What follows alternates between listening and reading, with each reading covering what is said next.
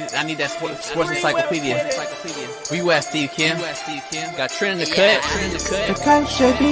What up, man? The real Coach JB. My main man, Big Smitty. Are y'all ready for this? Ground like something to prove it. Came to a conclusion that is Smitty and JB and Smitty from West Coast to your side. Worldwide, we in your city. Keep it 150. We never change what's happening. Hurdle Lincoln. In any metric, Coach, you cannot have Russell Wilson in your Nick gave me my first offer. Like, you got to have that store. You got to be marketable. Hockey, football, baseball, then basketball. Oh, I love this fucking show so much, dude. Are you mixing light and dark at 11 a.m.? I'm elated that I can be able to coach, that I can be able to mentor these kids, and give them everything that I've learned over the last 20 years. Get Smitty and Jason Brown, kill the ass a rap. We what the games been missing, we switched it and filled the gap. Smitty and Jason Brown, we killed the ass a rap. We what the games been missing, we switched it and filled the gap. You are now tuned in to the Coach JB Show.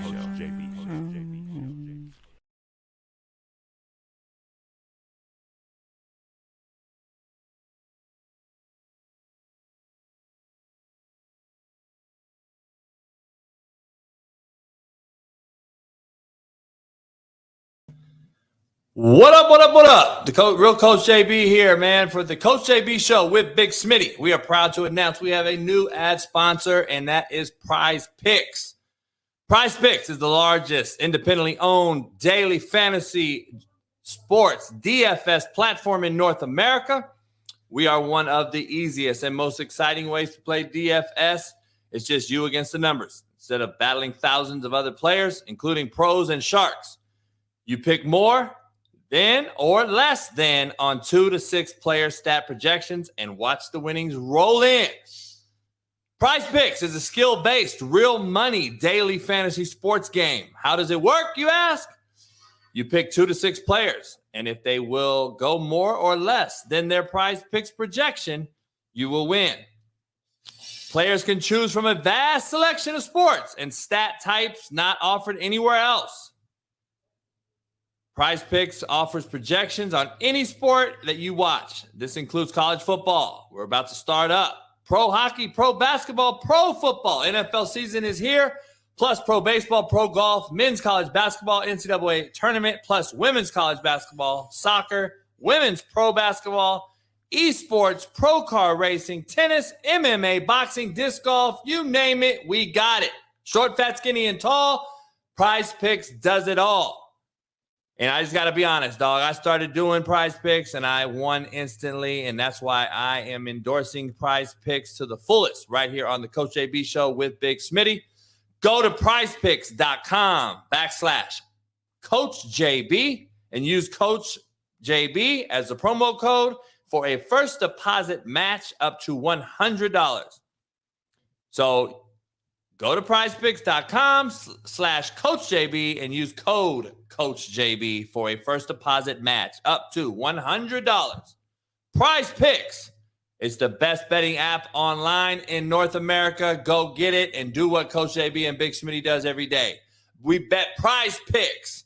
Head on over there, prizepicks.com/Coach JB and get you $100 match right now. Appreciate you. Peace. What up?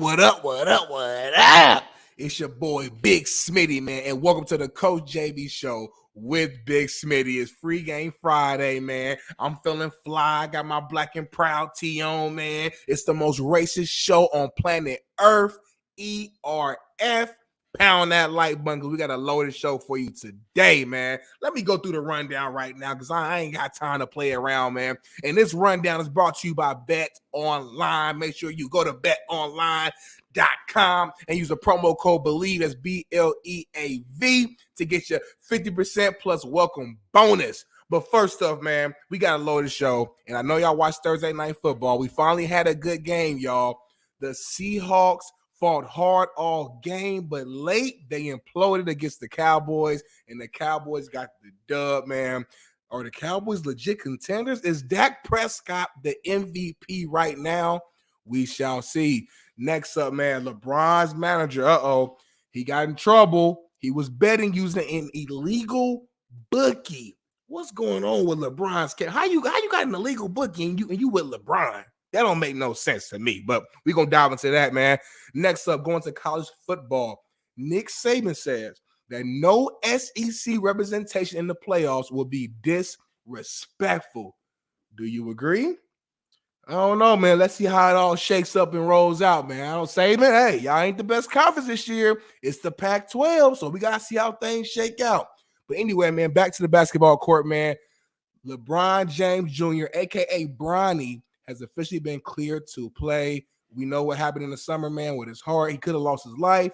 So the fact that he's been cleared to play, man, at USC is a huge thing. And LeBron even came out and said if the Lakers have a game on the same day that Bronny plays his first game, LeBron's going to miss that Lakers game to go watch his son play. So we're going to dive into that, man. Next up, back to the football field. Tyreek Hill says he left Kansas City because Kelsey would only be invited to Mahomes' house. Huh?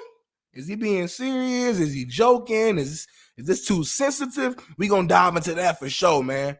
Staying on the football field. The Arizona Cardinals waive Zach Ertz, and the world's been going crazy last 24 hours. Where is Zach Ertz going to land?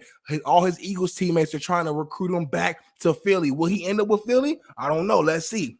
Next up, man, tonight, Washington, Oregon, and Vegas. Need I say more? The Pac-12 championship, man. We got Bo Nix. We got Penix Jr. I don't know what's going to happen, y'all, but we're going to dive into that and decide who we picking.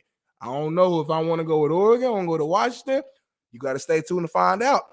Back to the basketball court, though. Angel Reese, she's back on the court after her suspension. And head coach, man, she explained exactly why Reese was suspended. So we got to hear about that.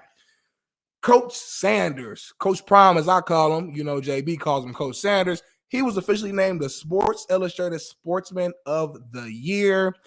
Did he deserve it? Why was he voted, you know, the Sportsman of the Year? What goes into that? We're going to jump all into that topic as well. Staying on Prime, Stephen A. Smith. He has an opinion about Prime actually getting out of Colorado right now. I want to hear about that and hear what his opinion is, see if I agree. John Gruden back to Vegas.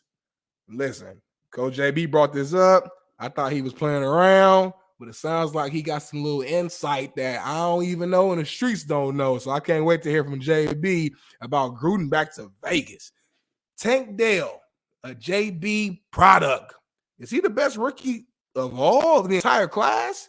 He's been balling out. Him and CJ Stroud, man. Tank Dell, shout out to you, man. I saw a video of you online about when CJ talking pre-draft, and he said, hey, I want y'all to go get him. And they went and got you, and you've been balling. So we're going to dive into that. Speaking of balling out, Dante Moore was supposed to ball out this year, but he was too up and down, and that's why he's actually transferring. And his grandma, has some words for Chip Kelly. Y'all, I know y'all want to see that, man. I can't wait to read it again because my mind was blown when I saw the words that she said. Speaking of transferring, DJ Uga, I can't say his last name. I don't want to disrespect. So DJ U today, he's transferring from Oregon State. I saw a post that he might go to another college or he may just enter the NFL draft. We don't know yet, but he is leaving Oregon State. I'm sure JB has an issue with this because he hates the transfer portal. Next up, we got a Louisville player who refuses to play, catch this, because of some tights, y'all. Tights. I'm talking about like leggings, like tights. Come on, I don't know what's going on. I know my generation is supposed to be the soft generation, but this ain't my generation. This is Gen Z. This is the 18, 19, 20, whatever y'all are. This is y'all. This is not on me. So we got to talk about that, man. And woo! Again, we got big time guests. We got Nadu coming on. I think Big Mac gonna jump on. And who else? JB might get, Pat might make an appearance. Doran might make an appearance. I don't know, man, because he's still in Vegas. He's still turning up. And without further ado, man, I got to introduce the living legend himself, one of the best coaches of all time. He has dozens upon dozens of NFL players, Division I players. He's turned GAs into head coaches. He can smoke cigars with the best of them. He can drink with the best of them. work hard, play hard, don't need no sleep. He ain't got no wife. He don't want to marry nobody. The one and only living legend himself, Big Money, Coach JB. Bring him to the show. What's going on, JB? Who was the intro? Oh, what up? Oh, You just not getting up? they put me to sleep. Big Smitty be killing the intro. That's nice. That's good. That's good. I'm off about 2 hours. Got in a little early. Last night we was chilling with Oregon and Washington coaching staff. Because I forgot. I didn't even think about it because they're here. So they started walking in where we was, and then I started seeing people I knew, and I'm like, oh shit. And then it was on. That was tonight too. It was on from there, so they all here. That's why the Aria, that's why the World Resorts World, and that's why MGM Park are all sold out this weekend because they got 400 people there themselves. So, got you. That makes sense, man. That makes sense. How was your golfing event yesterday, man? I know you had to leave the show early. You know, I saw some behind the scenes videos of some of the lockers that you was walking by, and it was some A-listers on there, man. I'm talking about before the A. You know what I'm saying? So, how was that event? Man, that shit was crazy. Everybody was at that bitch. It was big. Like Coca-Cola people, Live Golf, PGA Golf. Everybody was there. It was crazy. I almost got a flat tire. On the way back. We got it figured out. Cause I don't know going tomorrow. I got a flat tire, and so we got it done though last night. Woo, my goodness, my main man. I don't know if Bailey got the picture I sent him. That's my main man. That's a hell of a picture right there. That's my main man. Shout out to my main man, Las Vegas bartender. Yeah. He's got millions of followers. He's all over the place, killing the internet right now. He's the number one bartender in Vegas. He hung out. He just dropped me off right here about 2 hours ago. And he went back. He loves hanging out when I get down here. And then that was in the high rollers. Pat and I just chilling. And that was a cool little shot. He got stuff. His Instagram and shit is blowing up. That motherfucker boy. So he posts that shit to get like fucking 100,000 views and shit. I went to his page and I was just checking out his stuff. He's dope, man. All the different combinations he putting together. The drinks be looking good too, boy. Yeah, he doing some crazy shit. But yeah, I plugged him up with a billionaire last night, and might be buying him a full bar so he can do his own thing in a real bar setting. So we'll see. It's cool. It's cool. You know me, I like to hook cats up. I get guys ready to go. Big Matt, Jeff, I know all them coming on here. Man, there's some shit. It's crazy. It's crazy shit. All that shit you brought the show into. Yeah. We got to load the show, man. It's so much to talk about in the sports world right now, man. I can't wait. Obviously, college football week, or championship weekend as well. Thursday night football was amazing, though, man. I ain't gonna lie. And we always talk shit about Thursday night football because usually it's not that good. But this Thursday was a different one, man. The Cowboys got the dub 41-35, but these guys went back and forth all throughout the game. And I'm not gonna lie, man, this was one of the first games, not the first game, but just one of the few games that I felt like the quarterback play was at a high level on both sides for the most part. I thought Geno was out there dealing. I thought Dak was out there dealing. And the Cowboys, this was a big win for me, in my opinion, because one, it was the first time the Cowboys has won a game this season against a winning team. The Seahawks, they were 6-5 going into this game. Obviously they lost a few, so this game meant a lot for them. It was a big game for the Seahawks. So you probably saw damn near the best version of them last night. So the Cowboys had to come there prepared, and they were down in the fourth quarter. And they, I think Dak talked about the post game, like how he defined this game. He said resilience. And I think a true championship level team, they have to have these type of battles and these games where it's like, all right, it wasn't pretty per se, or just it wasn't easy. It wasn't like a blowout. We had to like push through, fight through in order to win the game, and that's what they did, man. So I think it's time to go ahead and put some respect on Dak Prescott's name. I think he is.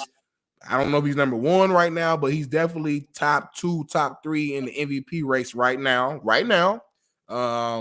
He, especially the last. I mean, I mean, he started off this season pretty bad. He had like 6 touchdowns and 4 picks in the first 6 games. But since then, he's been balling. Like, it's just, you look at the numbers, you look at the wins, these guys are balling, and they look like true contenders in the NFC. I'm not going to lie, JB, man. But let me hear from you, man. Enough of me talking here. How do you feel about the game? I know you were high on the Seahawks preseason, obviously. What do you think about the Cowboys and their win last night? Nothing. Seahawks lost the game. Cowboys did not win the game at all. That game was lost by the. I thought the Seahawks actually dominated the game. I thought Seahawks dominated the game. I thought Charbonnet ran the ball when they wanted. I thought Geno did what he wanted for the most part. The play calling for the Seahawks has me totally. I am fucking. What do they call that shit? Flabbergasted. I'm fucking lost. I lost my mind last night watching this game as a former play caller, and sitting there like 3rd and 2 twice, knowing you got to go for it on 4th down, and they did nothing to put a hat on Micah Parsons. Not one time did you block the fucking best premier pass rusher in football. Yeah. Did you even think about putting a fucking body on him? Like, really? 3rd and 2. How about this? We run the ball on 3rd and 2. You run the ball on 4th and 1. If you don't get it on 3rd and 2, you got 2 downs to get 2 yards. We drop back, straight back, and don't put a fucking body on Michael Parsons. They did it 2 series in a row. But listen, before that, rewind it. The game was the game was 28-20 Seahawks. And they going down, and Cowboys are in the red zone, and they drop a pick off a tip reflection. It would have been 28-20 Seahawks going the other way in the 3rd quarter, and the game's over, in my opinion. Jamal Adams is the worst cover safety in football. It's not even close. He's playing inside leverage on the tight end in the red zone on the sideline with no inside safety help. What the fuck are you doing? All they did was throw a ball inside on an inside rail route. Jamal Adams on the outside. Jamal Adams has been this way since the Jets. He's horrific in coverage. I don't know what they saw in him with all the money they gave him. I think the game's going to change because there is no more hitting anymore in football. So you can't hit nobody in the NFL. So what do you have to have in the secondary then? Cover guys.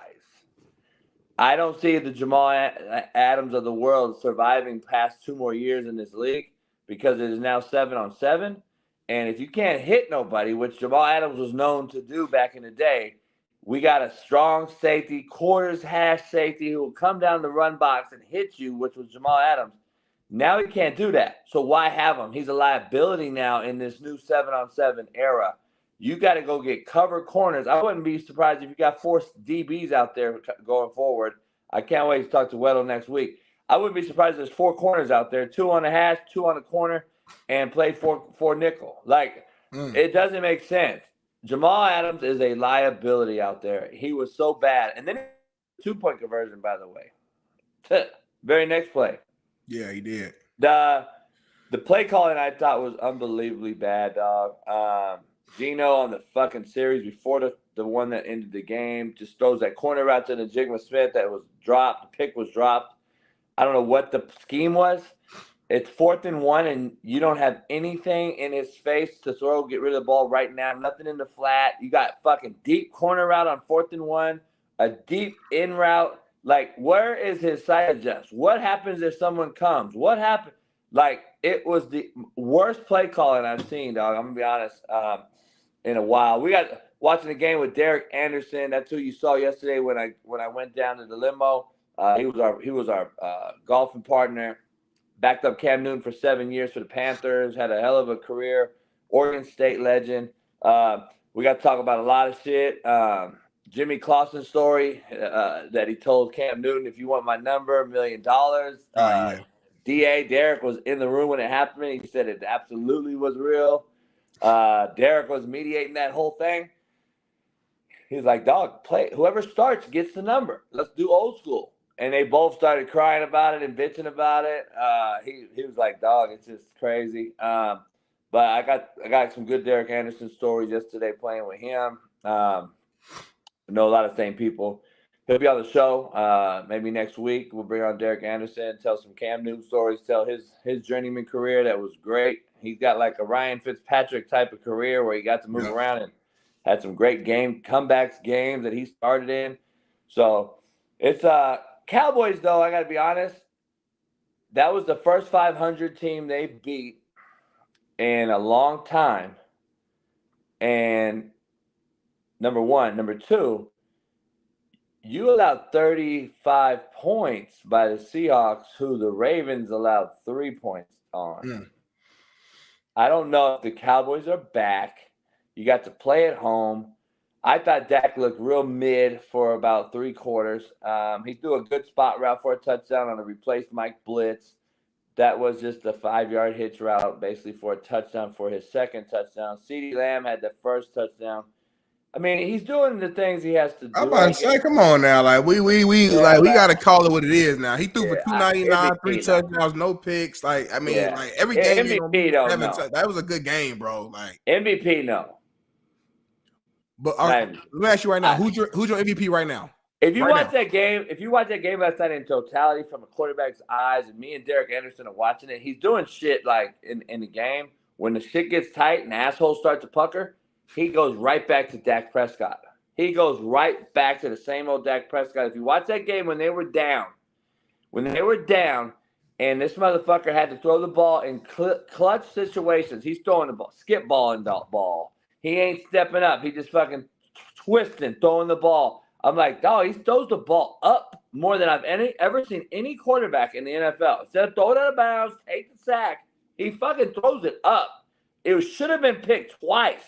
Don't tell me he's sitting up here not talking about he shouldn't have got picked. Should have got picked in the red zone. He should have got picked on third down, right in the middle of the football field on 3rd and 5. He skip balled that ball. It should have been a fucking pick. And then he spun and threw it up to the side, and fucking the corner dropped it. Should have been picked. He should have had 2 to 3 picks last night too. Let's not. We're so quick to talk about the quarterback deserves a pick when the ball's dropped by the wideout. Let's start talking about the pick that should have been. How about we just stop talking about both of them? Let's stop talking about both, because at the end of the day, shoulda, coulda, woulda, but it didn't happen. So like at the end of the day, you guys play that game though. You guys all like to play that game. It was a tip ball in the end zone. That happens. Like I mean, like it was a good defensive back play. It was in the air. It didn't get caught. All I know was the facts. The facts of the matter is they were down, and it took him to lead them down the field. They had some impressive drives down the field where he was manning the offense, leading that offense like a true leader, throwing like great ball. CeeDee Lamb balled out the tight end, Ferguson.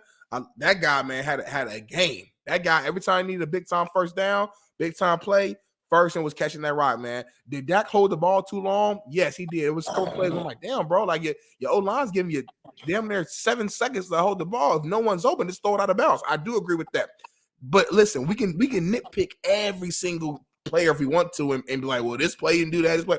Overall, he played a good game. We're not nitpicking. We're not nitpicking though. Again, going back to the original point as we argued yesterday, it ain't nitpicking. Dak takes the heat and gets the heat that he has created on his resume over his duration of his career. This is not a come out of nowhere. Let's have let's have doubt on Dak Prescott. We all doubt and talk about Dak Prescott because of what we've seen in the history of his 8-year tenure. He is Tony Romo. So yeah, we like to see him come back, and has a good game, and we anoint him the next day as an MVP conversation. But we've seen this movie before, and again, to our argument yesterday, he does things late in games that I'm looking at, and I'm saying he's just not going to be able to get it done in the playoffs once again. And let me ask you, where is the fucking Seahawks defensive line? Yeah, I thought they got Ford, the fucking Williams. Where are their line? I don't understand the Seahawks D line. I don't get it. They've just taken a complete shit. They've lost, what, 4 in a row, 3 in a row? I don't know what the Seahawks have lost. I mean, they're still in playoff contention, but god damn. I don't know what's going on with Pete's defense over there. The D-line is non-existent. Like, I don't know.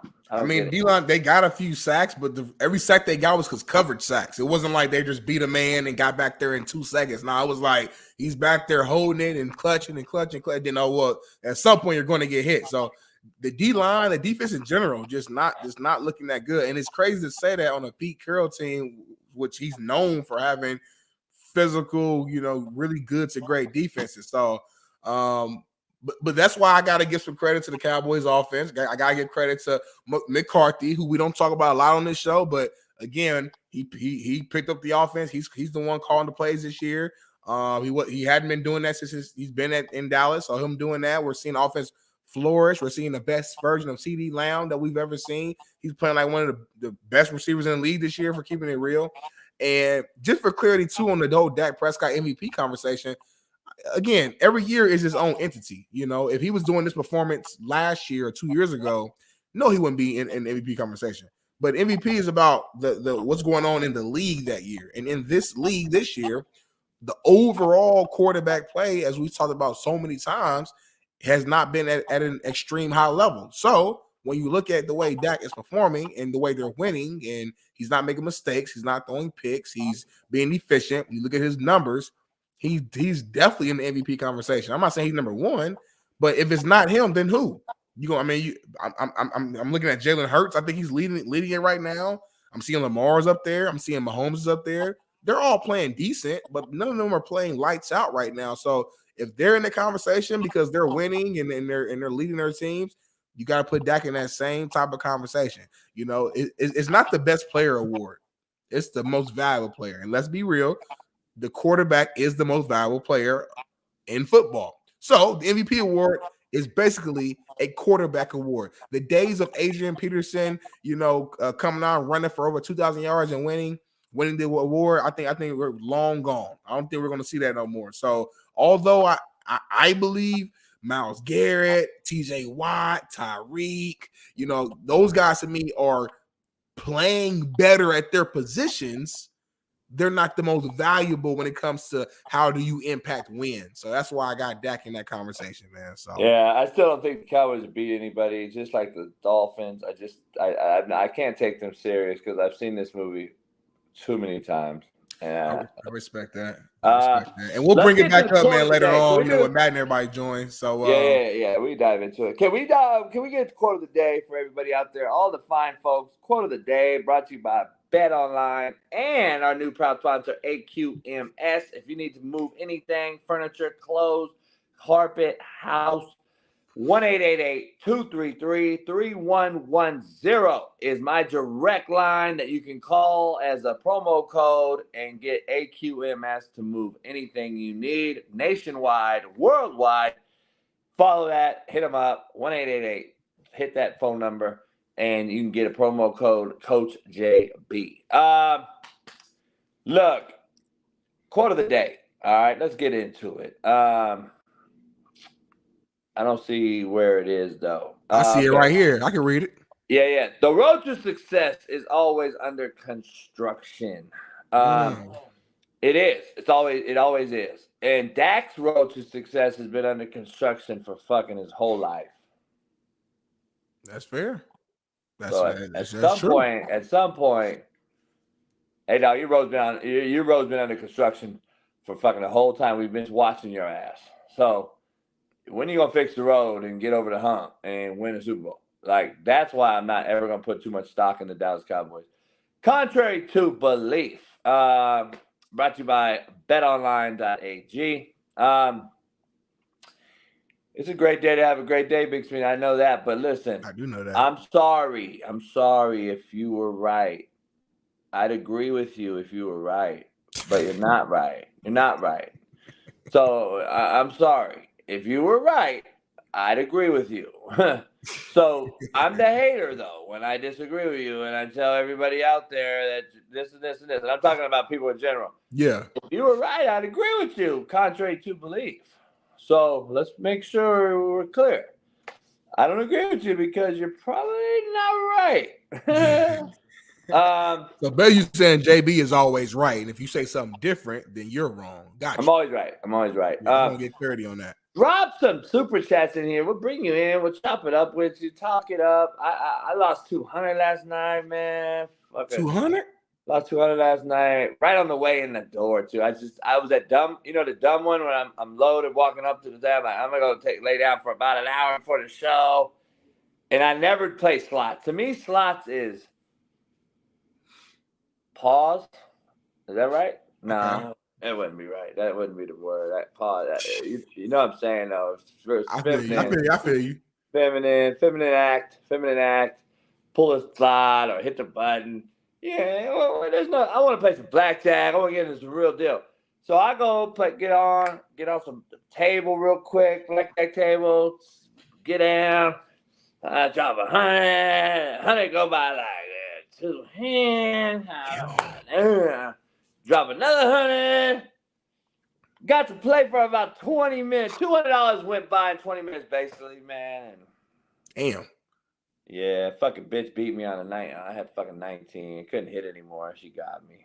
That's a quick 200 to lose that quick. Like, damn. I might as well brought a hooker down up the stairs. 200. I mean, that's supposed to stretch out. You ain't supposed to lose that. I should have just grabbed me a little bag. Come on up. 200. 200. See. So, hey, man, super chat. We need to call this the Get JB His Money Back Fund. You know what I mean? Let me be real, though. Let me be real. I would never ask anybody to give me a super chat for some dumbass shit I did to lose 200.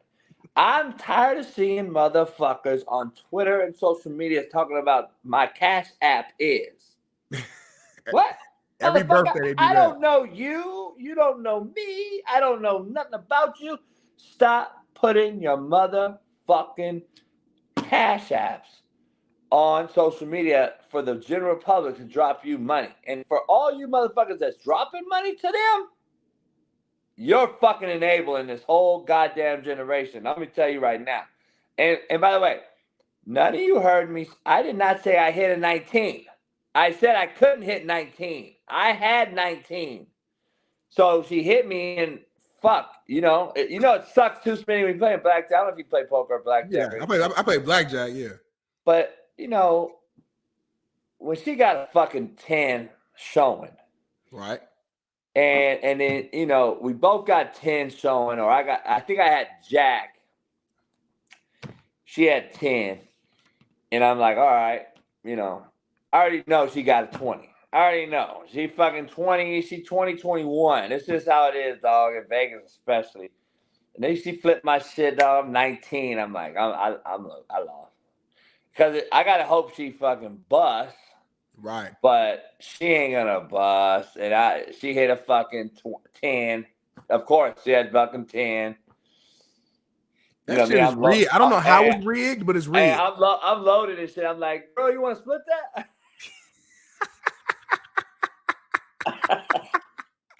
Right. I'm trying to fuck her up. She already won, but I'm trying to split it. You ain't splitting as a dealer, but I'm just fucking around. I'm like, fuck. The motherfucker was laughing like a motherfucker playing with me. I was like, I'm out. That's it. I don't know how they be rigging it because they right in front of you. Like you see them grab the cards, but man, that stuff is rigged, bro. Somehow. I don't know how they doing it. It's all enough. You know why? I know why. Back in the day, you used to play with fucking 2 decks. Okay. And especially in Vegas. COVID hit, these motherfuckers are using 6 decks. And you got to have, people say 2 to 3 people. I think you got to have at least 4 people at the fucking table so you can get, you understand how, you can't play against a dealer straight up. Yes, now, right. It wasn't just me and the dealer. It wasn't me and the dealer. There was 2. Trust me, I looked for those tables. I got to have 3 to 4 people on the table or you're fucked. You can't play the dealer head up one-on-one. You got to have people so the cards get distributed correctly and then you can start taking over and start counting some shit. At least have but 1 or 2 decks used to be you can win actually, even though it's just 6 decks, dog. It's watered down in a watered down ass fucking world we're living in. So And speaking of gambling, though, JB, this is a perfect segue, man, to our next topic. LeBron's manager gets in trouble for betting with the illegal bookie. You know, and let me say his name, Maverick Carter. His name is big enough now to where we know it. Maverick Carter, LeBron James' business partner, told federal investigators he bet on NBA games through an illegal bookie. The Washington Post reported on Thursday. I'm just now seeing this morning, JB, man. I'm gonna throw it to you first. Like, what you like? This is crazy, right? I mean, not crazy that he's gambling. Like, everybody gambles, but the fact that you having the platform and the name that you have as LeBron's manager, like Maverick Carter, his name's big enough now to where he walks into rooms by himself and he gets respect. You just wouldn't assume that someone of your caliber would even need to gamble through an illegal bookie. Like, you wouldn't even put yourself in that position. You know what I'm saying? But what's your thought? I don't know, dog. I don't know how this is being like. I tried to dive into it a little bit when I heard about it, but is the illegal bookie on what side? Like the betting side, accepting side, the place side. I'm trying to figure out what the bookie's how is it a legal bookie? I want to know where the illegal bookie is. Like, did he have insight on ref shape and point? I mean, where are we at? How's the bookie illegal? I'm trying to figure out, because bookies are, you get a bookie because you're a fucking degenerate. So, I mean, I'm just saying, you use bookies when you're a true offshore bettor or a fucking, you got big money and you want guys to place all these bets for you. Listen, I don't know where the illegal side is. I'm reading it right now, JB. So it says Maverick Carter made the admission during a November 2021 interview with federal agents investigating bookie Wayne Nix, who has since pleaded guilty to charges stemming from his role running a sprawling offshore sports betting ring. Maverick Carter told the agents he could not remember placing any bets on the Lakers, according to an investigative report summarizing the interview. This was 2021 when this thing started. Interesting. Of course. You know how many of those are out there that nobody knows about that people made killing during COVID? Everything's going back to COVID. Yeah. Motherfuckers made so much money on COVID doing some crazy under the book shit in every world. I'm talking to these entrepreneurs. This billionaire last night, man, I'm gonna keep his name out of the thing, but he's telling me how he went from having $2,000 to $2 billion. What? Oh, the story's unbelievable, and it's a true story, by the way. And if I told you who it was, you can Google him. He $2,000 living on the fucking ground in the floor of some pro golfer's apartment, just to get by, and he's got his last $2,000, and he's a tech guy. Creates some shit. He creates this thing that hit, dog. He created a fucking thing that hit. $2 billion would it be? He told me last night. He don't. Fuck. Bless you. Woo. Bless you. Whoa. You start talking about pandemic, and it came back to you. You all right? He told me, he's like, there's M's and there's B's. I don't fuck with M's. I already knew what he was saying. Yeah. And he's like, I definitely don't fuck with H's and T's. He goes, I don't fuck with H's and T's. I don't even fuck with M's. I'm only fucking with B's. Meaning he don't fuck with people that have hundreds of dollars, thousands of dollars, or even millions of dollars. He only talks to billionaires now in his circle as far as doing business. I'm like, that shit crazy, bro. I don't know if I like that though, JB, because you can't forget where you came from. You had $2,000 to your name, and you were able to flip that to being a billionaire. There might be another guy out there who can do the same thing. He said who he does business with. He didn't say he was sitting there with me. He's a fan, actually. We're chopping it up. He's great. He's fucking love. He's funny as hell. He's a real down to earth guy I've ever seen before for a guy that's got billions. He said who he does business with. Gotcha. You got to know if he's a H, a T, a M, or a B. See, I'm not even an H. I think what's under H? Dollar bill, y'all. I'm a D. Dollar bill. I said, damn, I got H's right now. Can I still be a friend? Right? Can I talk to you? Nah, it was good. It was you get to see some crazy shit. But he was like, dog, COVID made people billions. It's just crazy that like a billion. I know we talked about this the other day, but $1 billion just sounds so crazy to me. I can't even like fathom how I would change. Like it's almost scary. Like if you had $1 billion, JB, I don't know what you would be on right now. Hey, here's the thing about it though. Shit. Like we were watching these gamblers. There was cats out here. Jordan was out here a couple. Obviously betting. He betting 400,000 a hand and put his business out there. But anyway, No, I'll make sure I heard the number. You said 400,000, right? A hand. Lord Jesus. Okay, keep going. My fault. So anyway, I'm sitting there like, yeah, damn, watching this whole thing go down, and he was just like, I can bet $100 million right now on one hand, and if I lose it, I don't miss 1 ounce of sleep. $100 million, he could bet it right now and not miss an ounce of sleep. If he lost. What are we doing wrong, JB? What are me and you doing wrong? We have not cracked the code. I truly believe money like that is only for like certain folks. Because I couldn't have money. I don't know why. I wish it was the other way around, but I've never seen. Like if that money comes hard by me. Like I gotta grind, scrap. Me too, bro. Me too. It has never came easy to me. I hit the slot last night. I'm like, man, my mom hits the slots and wins fuck 10,000. I'm watching Ashley, Pat's wife hit the slot at 10, 20,000. I'm like, fuck. I lose $100 in fucking 2 spins.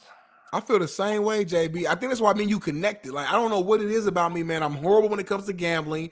Like, I'll bet on something that's like obvious, and then because I betted on it, now they gonna fuck around. He's black though. He's black too. I'm black. That's true. I need help. And there's a racing.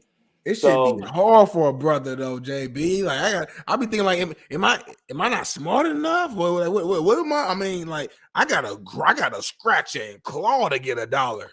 I gotta sell fruities. I gotta jailbreak fire sticks. I gotta go. This guy do JB show. Like this guy just 2 billion. All right, let's go. Life's changed. Everyone's life's over. That shit crazy. That man said I could bet 100 million, and if I lose, it wouldn't do nothing to me. Well, god dang it, bet 100 million on the Coach JB show with Big Smitty. Yeah.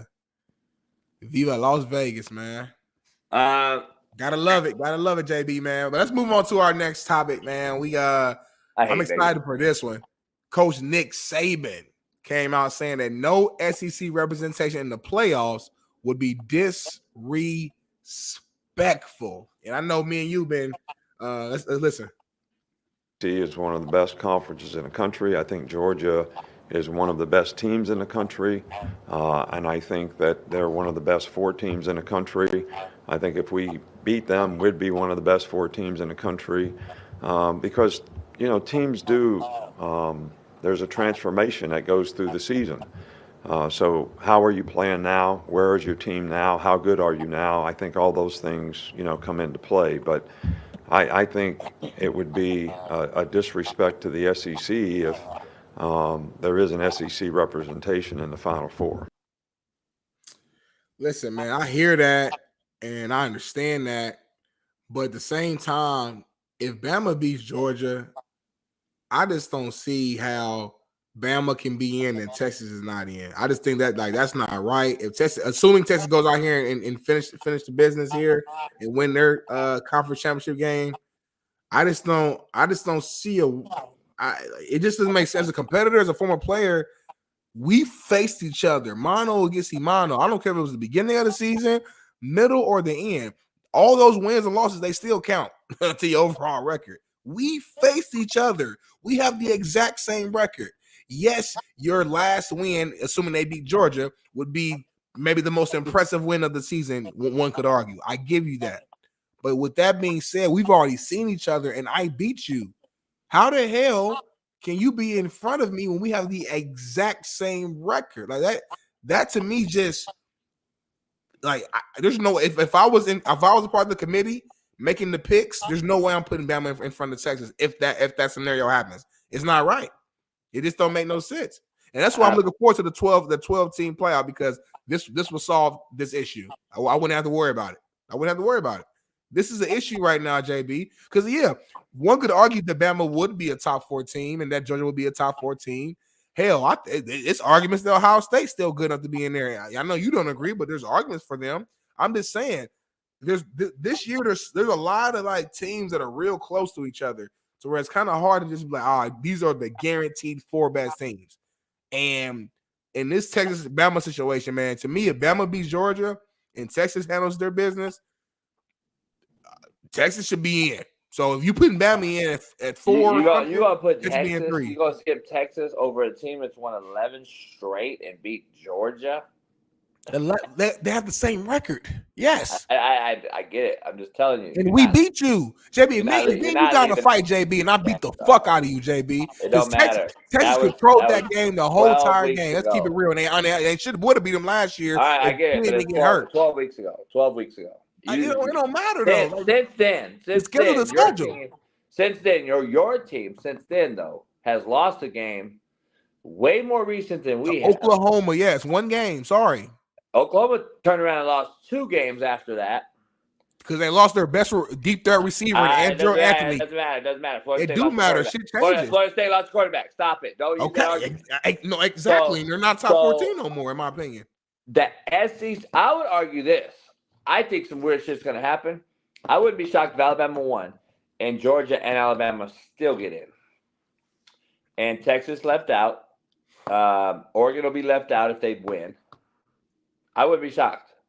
I would not be shocked if the Pac-12 winner, besides Washington because they're undefeated, but if it's Oregon, I would not be shocked if Oregon won and was left out. And both Georgia, because they haven't lost in 2.5 years, and they lose the last game of the season like TCU last year, Georgia and Bama would be in. I wouldn't be shocked, and I would not be mad at it either.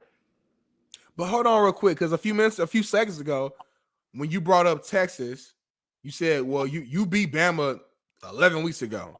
You said since then, Bama has won 11 straight. So how good, like, you're as good as your last game is basically kind of what you're saying. You're saying Texas lost the game more recently than Bama. That was part of your argument as to why Texas should be left out. So if Georgia loses against Bama, I don't give a fuck what they did for the last 2 years. We're talking about this season. Last year don't matter at all. We're talking about this season. Okay, so if they lose against Bama, on, if you lose against Bama, that means you're only as good as your last game. And you lost more recently than Texas, than Bama, than everybody. So you lose a game by a field goal to Alabama in the SEC title game. And you're telling me that you don't think Georgia, who's been the most dominant team all season again, is worthy of a 4-team playoff? You're going to want to put – because, again, hey, excuse me, lady. Ma'am, come on in. Thank you. You can leave the towel right there. Can you also give me 13 trophies for Smitty and all the fucking everybody that deserves a trophy in the world? Can you please bring those in? Oh, you remember when trophies used to go to the winner too? I do too. Thank you, ma'am. All right. Anyway,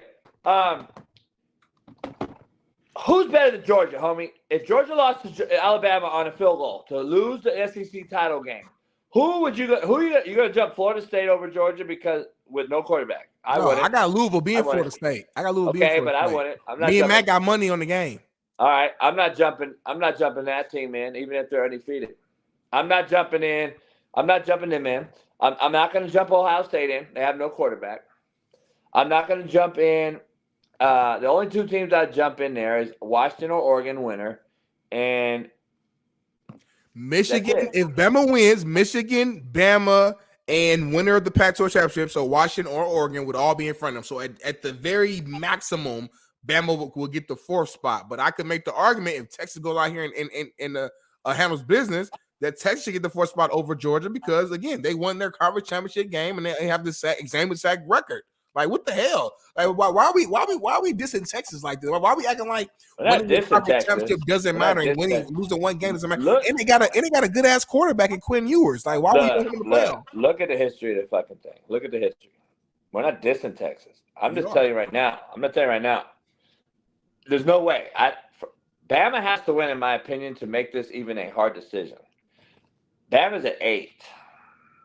There's no way in the history of this, so far in the history of playoffs, I was reading last night, no team has jumped 4 spots to get in the playoff on the last week of the season. No teams jumped 3 spots, where Texas is at 7 to get into a playoff at the last week of the season. So I don't see right now, based on the stat numbers crew of the world, that Texas or Bama gets in. But if Bama wins, it is going to be holy hell. And that's the scenario that I think is going to fuck up this whole thing. If Bama wins, there's no way in this fucking green earth that you're going to keep Bama and Georgia out. There's just no way. Well, luckily, Bama's not going to win, so we won't have to worry about this because I got Georgia winning that game. Like, they're just the better team at this point. Bama almost lost the game against a fucking Auburn team, which, again, call it a rivalry week, whatever. I get all that, but, like, bruh, like, I don't care about the game being tight. It can be tight. They literally should have lost. Like it went down to a fucking Hail Mary best pass Millen has ever thrown his entire life. Corner right, like, come on, bro. Like, Millen ain't he's a hell of an athlete. He's a okay actual quarterback. So overall, he's a decent player, but like that ain't some consistent type of throws that Millen just makes all throughout the game. If that was the case, they wouldn't even lost, period. So Georgia struggling versus Georgia Tech's okay. They struggle, but there was no point. It's no. Washington's okay though, getting in. You know, they almost lost the Apple Cup. It's different between struggling and being a tight rivalry game. I get that. It's different between struggling and making it close and like, no, motherfucker, you should have lost the game. Like Bama, it was the last play of the game, basically. It was the last play of the game. I threw it in the corner. Like, I just threw it up on a 4th down. Like you steady on this Alabama thing. They figured out a way. Washington is a team that's had horrific defense the last 8 weeks. If they go undefeated, you can argue shouldn't be in. They should have lost to Wazoo. But we're not. Why are you not mentioning all these rivalry games that are all tight? Georgia did not dominate Georgia Tech in any fucking way, form, or fashion. You're not hearing me, JB. That's why you're not hearing me right now. They're all rivalry games. You can't even take that into consideration. I don't care if they threw a touchdown to win the game at the end. Guess what? I give them more credit for winning the motherfucker. No, it's not the same. I don't get it. You got a saving issue or something. It's cool. I don't know. I don't care. Why not be for saving for? I don't know. I don't know. I'm saying Bama not like that no more. Bama is still really, really good. Don't get me wrong, but they're not better than Georgia. We can find out this weekend. Hey, I want to. If they beat Georgia, they're not though. If they beat Georgia, are they better than Georgia? If they beat them, but they're not. Okay, so you're talking about one team. I just showed you all 4 teams that had a rivalry week last week struggled. All of them. There was not one blowout. Every one of them. I'm good with that, JB. I'm saying we watched the game. I'm not talking about keeping it tight. I'm not saying you got to beat the fuck out of them. I'm not saying you got to win by. I get that. I'm admitting that. I'm telling you that. I'm saying the Bama game specifically. Literally, it was a 4th down with 5? I don't know how many seconds left. And it took him to fucking just launch the ball up and pray that that his guy caught it, and it did. So cool. We're here now. You're right. The game was over. Like, come on, man. Now you're saying shit. You're not even. You're just talking. You sound like a regular media head right now. When you know you're better than that. Just not what happened. They didn't just drop back and throw it up, Hail Mary. That's not what happened in the Alabama game. They ran a fucking 21-yard dig route by number 1 receiver on the outside and number 2 receiver as they both went vertical at the same time. And this guy goes like that. This guy did that. And now the corner and safety got in the combo coverage mixture, and this guy became wide open, and the throw was an NFL ball on the sideline. Don't discredit what happened at the end of that game. Don't act like the motherfucker gripped the grenade and threw it up and fucking we made a miraculous catch. They ran a hell of a schematic. It was a design route combination, and the ball was an NFL throw that you even said earlier in this show. It was an NFL fucking ball. It was. So it wasn't just a Hail Mary, homie. How many times have we seen that from Milton this year? They deserved to win the fucking game. It wasn't of course, like they a Hail won. Mary. They won the game. So You're right. But just like earlier when we were talking about Dak Prescott, and you said, well, he should have threw 2 or 3 picks. They just dropped the fucking ball. Well, yeah, if they would have caught it, then you're right. That's not the same. I'm just saying. How many? No, JB, you've coached and played for so long. If they redid that scenario, that last play of the game, they redid that scenario 10 times. How many times would the outcome land the way it did? Come on, bro. Probably 1 out of 10. Bama probably scored 9 out of 10 on them. Now you're trying to be sarcastic. You know why, right? Why? Because that was actual schematic design route combination that would fool 18 to 21-year-old kids 9 out of 10 times. Now, I'm going to drop the mic. Next. Man, I hear we can move on to next, but the play that I saw, man, yeah, it was a scheme, but he held the ball for 8 seconds because obviously it was a 2-man rush. The route was actually done. The corner was right there. Even worse to my point. The corner got caught looking down the field instead of staying on his guy. The receiver slightly pushed off and made a hell of a play.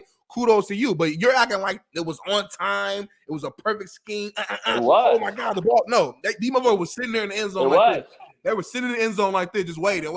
He pushed off and went like this. Like, come on, JB. But it's all good. You right. They won the game. We gonna find this weekend. What is Smitty talking about? Georgia's gonna beat Bama, and we gonna move on. Has Smitty watched the football play we're talking about? I watched the whole game. You might have been drinking, smoking, and you might have been in Vegas or something, JB. I'm not sure. Not even close to what happened. But anyway, thanks for proving my point with 2-man rush, and you still end up one-on-one coverage. Make it make sense.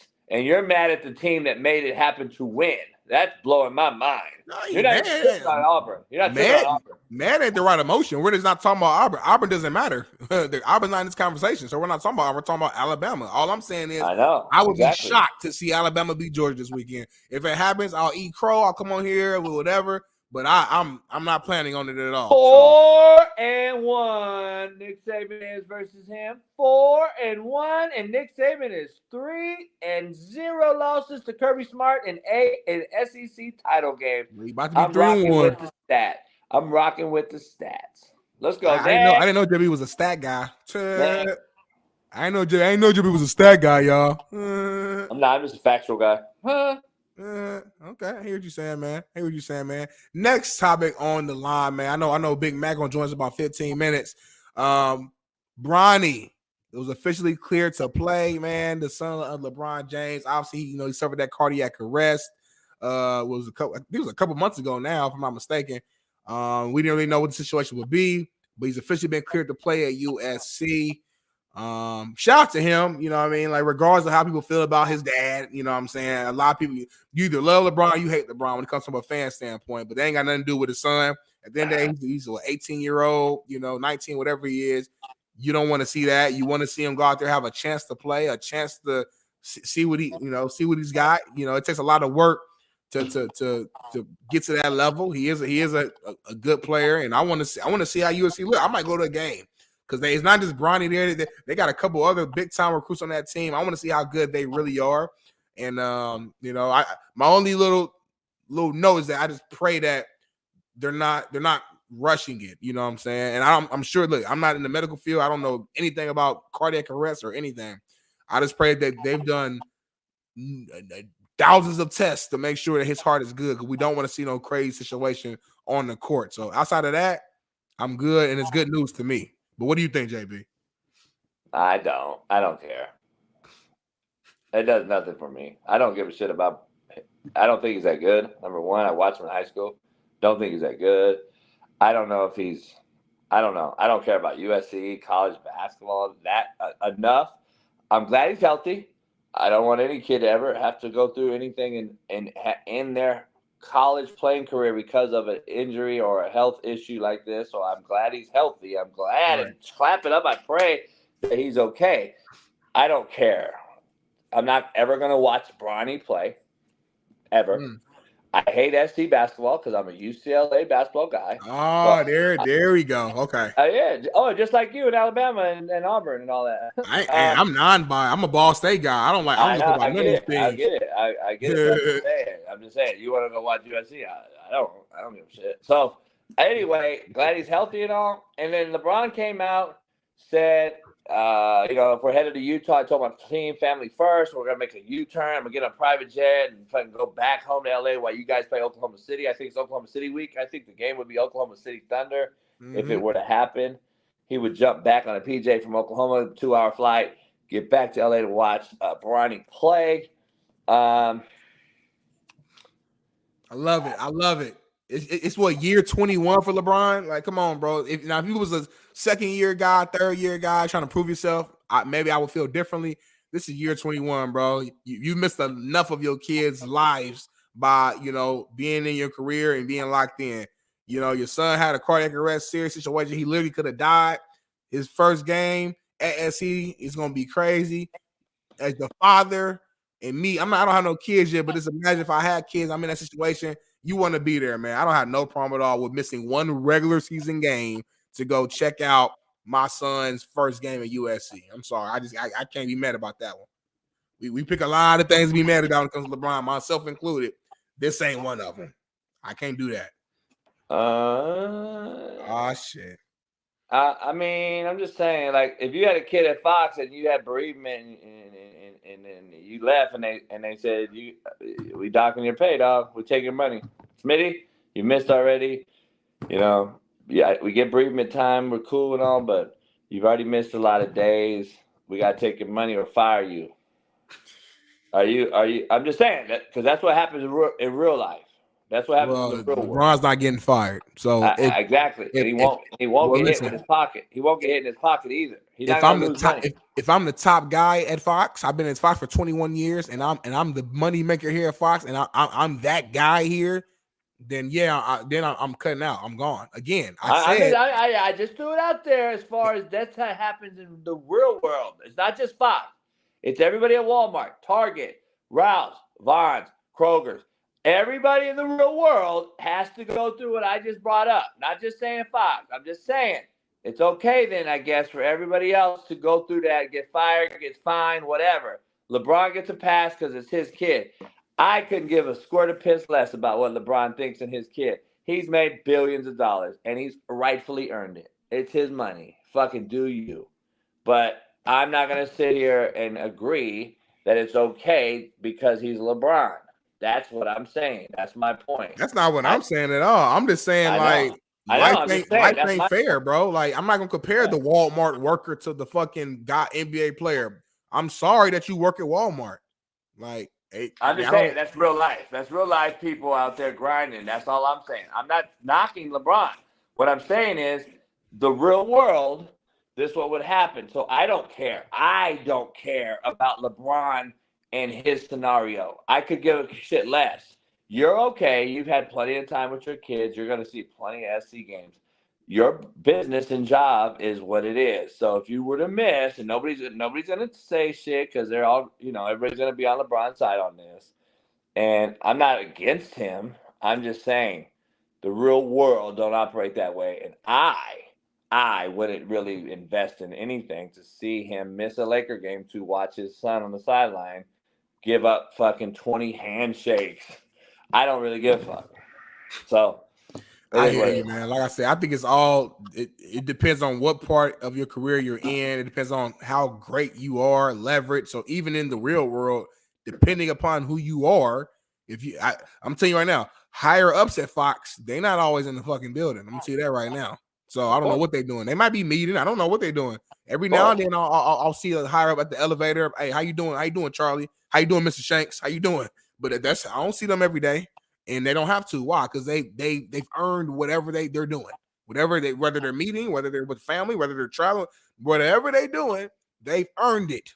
So that's what I'm saying. When you're LeBron, you've earned the fact that, hey, I'm cutting out. I'm sorry, I'm cutting out one game. Is what it is. All right, cool. If he was a rookie or something, hey, it's a different conversation. You got to earn that. You always talk about college coaches, they've earned the right to leave and go to another job. Players haven't earned it. Well, yeah, I think LeBron in that same type of scenario, same type of conversation, has earned the right to miss one regular season game to watch his son play. That's all I'm saying. So, the thing is, like, we've seen guys like Kobe, have to fight for his life for a charge that was wrongfully accused, and he was helicoptered back and landed on the Staples Center for months and months and months. Never missed a game. Well, that's a different scenario because RP to my GOAT, but never missed a game. Kobe put himself in that predicament. That's a whole nother scenario. But I'm saying, never missed a game. You couldn't tell me that right now. You could not sit here. Kobe couldn't miss a game in that situation. He couldn't. But you couldn't sit here and tell me with a straight face right now to my face and to this audience that there's a dude in the NBA right now that would be fighting for his life legally and would still make it to every game and play full go all out like Kobe did. No, it's not. Stop. Your generation's changed. It's soft. I mean, I don't know. At the end of the day, if you're dealing with something off the court that you put yourself in an embarrassment predicament, you not playing is going to make the shit even worse. Like I don't really understand the correlation there, but I hear what you're saying. Like I'm just saying, you Kobe guy, these guys ain't built that way. No. Oh, I mean, nobody's that's not just physical. That ain't just a physical thing. That's mentally fucking strong fortitude right there. Like, come on, man. Like, this guy has to know I'm beating this case. I've gone through 8 accusations falsely. And I'm sitting there having to be like, damn, I still got to go grind. I still got to make rent money, mortgage money, and go through 8 felonies? Like, what? That's mentally taxing more than a fucking over your body. Like, it ain't even physical no more. It's a mental. Kobe beat that shit all day long. These kids ain't beating that shit no more. I can't wait to talk about the Louisville player, but what's up next on the docket? Man, oh, man, we flowing and we rolling right now. Next up, man, Tyreek Hill was in the media. He was on RG3's podcast, and he was saying that the reason he left Kansas City was because Kelsey. Great segue. This shows the home. This show the great segue, Smitty, because this shows the pussification of y'all. Pat had Kelsey, and I was kind of jealous. I was hurt. Patrick, you ain't never invite me over to your house like you did Kelsey. You always invited Kelsey. That's why we here where we at now. It was almost 1 and 2, and with Tua, you are for sure 1. I never been anybody's side chick before. Never. Always, my whole life. High school, middle school, all the quarterbacks, main chick. I go to KC, now I'm the side chick. I'm like, what's going on with that? You taking me to Joe's barbecue. No, I don't want no barbecue. I want to go to the fancy restaurants. You want to go to Nobu? I want to go to Nobu. I'm gonna let you go first because I know you're ready to go in. I'm gonna let you go first because I see it from a whole nother viewpoint than what you're about to say. So I'm gonna let you go ahead and go in. I didn't hear yours there. I gotta hear yours there because you already know mine. Mine's not a shocker. This ain't. You took this serious?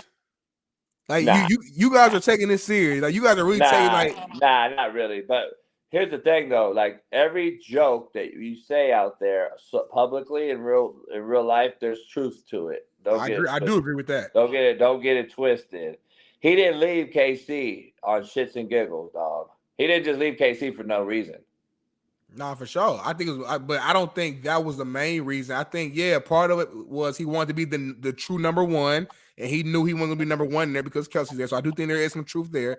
Also, money talks. I don't think they're gonna be able to really pay Tyreek the full guarantee that or not full guarantee, but that already leaked, Big Smitty. That whole thing leaked. He that was not the reason. Andy Reid told him, look, dog, we want to win here. We win Super Bowls here. You can go chase another team's money and lose $2-3 million, but we're all taking sacrifices here. Take a $3 million cut to stay on a fucking Super Bowl championship type. And I ain't doing it. So I ain't doing that shit. That's the problem. Ain't no problem. Like y'all crazy. I'm gonna leave millions on the table. Tyreek will never win. I ain't gonna leave no millions on the table because you promising me we're gonna win another championship. So it's okay for Tom Brady to do it though, right? It's okay for anybody to do it. That's your priority. When your wife is a fucking multi-$100 million in her account at the time, yeah, Brady got leverage to do that because his wife got money too. That was not her at the time. He did this. Man, she was making fucking. Yes, she was. She was the biggest supermodel in the fucking world. JB. He wasn't married to her back then, homie. What are you talking about? Listen, he took a cut. Brady's been doing it throughout his career, though. Like he took a cut to win. He knew it one time. Tom Brady's been doing that throughout his career, getting paid cuts. He took exactly, and he still did it again. Don't look at recency bias at Tampa taking a pay cut when he was married to what's her name and had. He's been with Giselle for a long time, bro. Like I know. Giselle was with the Patriots too. He didn't just get with her with the Bucks and then leave. Like, come on, bro. Like, you talking about? I know. He wasn't just doing. He wasn't with her when he did it year 3 in New England, homie. He started taking pay cuts in year 3. Okay, what are you talking about? Cool, whatever. Year 3, but he kept doing it after that point. Wait, what are we talking about? You're so recency biased. You jump all 18 other years that he took a pay cut and just talk about what he did in Tampa when he was married to the model that made billions. I'm talking about in New England. I'm just not talking about year fucking 3. And I don't even know. I can't even verify about it. It was year 3. I'm saying he took pay cuts throughout his tenure in New England. This is why this young group will never be the GOATs ever, because y'all want to chase the bag. And y'all want to have all these excuses why you didn't win a game, why you never won a Super Bowl. It's because you don't understand the team concept, why you signed up to play for. You act like, dog, that $2 million that Tyreek would have lost, he would have made in endorsements or back taxes. Stop playing. You guys act like I'm not leaving no money on the table for a broken promise. Andy Reid, Patrick Mahomes, Kelsey, can't none of them guarantee no fucking Super Bowl. Are you know something I don't know? Are you fucking God? Are you Gandhi? There's no guarantees in life. There's no guarantees. How many Super Bowls Tyreek go to in Kansas City? There is no guarantees in life. Oh, no shit. So you're I'm gonna lose money because I might win a championship. Well, shit, I might win one with the Dolphins. We got a good ass team in Miami too. That's not what Andy Reid told him. Andy Reid didn't say because we might win a championship. He just gave him the real. This is what it is here in Kansas City. This is the team we're trying to win Super Bowl with. It is what it is. He said, all right, I'm out then. All right, go ahead. And I'm sure Miami told them, and McDaniel told them too, hey, this is a team that we're trying to win the championship too. We're trying to do the same thing. And we got some stars over here. We got Tua, one of the better young quarterbacks in the league. We got Jalen Ramsey. We're picking him up, one of the best corners in the league, future Hall of Famer. We got Jalen Waddle over here, one of the best young receivers in the league too. We're trying to win the championship too. So come over here and fuck with us. So Lee Fox right now then. Lee Fox right now, just come straight to the Coach JB show. Fuck it. I'm telling you, we're going to win. We're going to win. If you had the money, I'm gone. Yeah, if you had the money, I'm gone. If you had the money, I'm gone. You can't do that. You can't do that. You're leaving some for show pussy. You're leaving for show pussy for some guess up. What's up next pussy? That's what you're telling me. That's what Tyreek's doing. Mike McDaniel ain't won no Super Bowl, homie. That's one of the worst picks of all time, JB. I'm sorry. Mike McDaniel's never won anything in Miami. He's never won as a coach, ever. You left for show pussy in Andy Reid for some no pussy in Mike McDaniel. It wasn't no for show. It wasn't no for show. Stop. You know football better than that, JB. We just said 2 minutes ago, ain't no guarantees.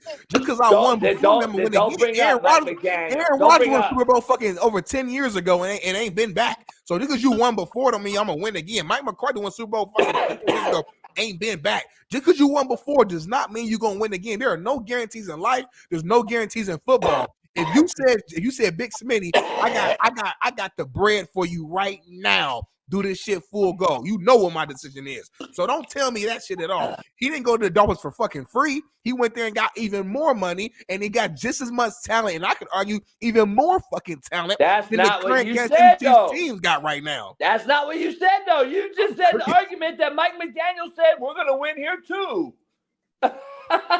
I'm saying the same shit. My point in saying that is every coach is fucking saying that. Yeah, we're building a championship culture here. We're trying to build a championship team. Damn, that's my argument, dog.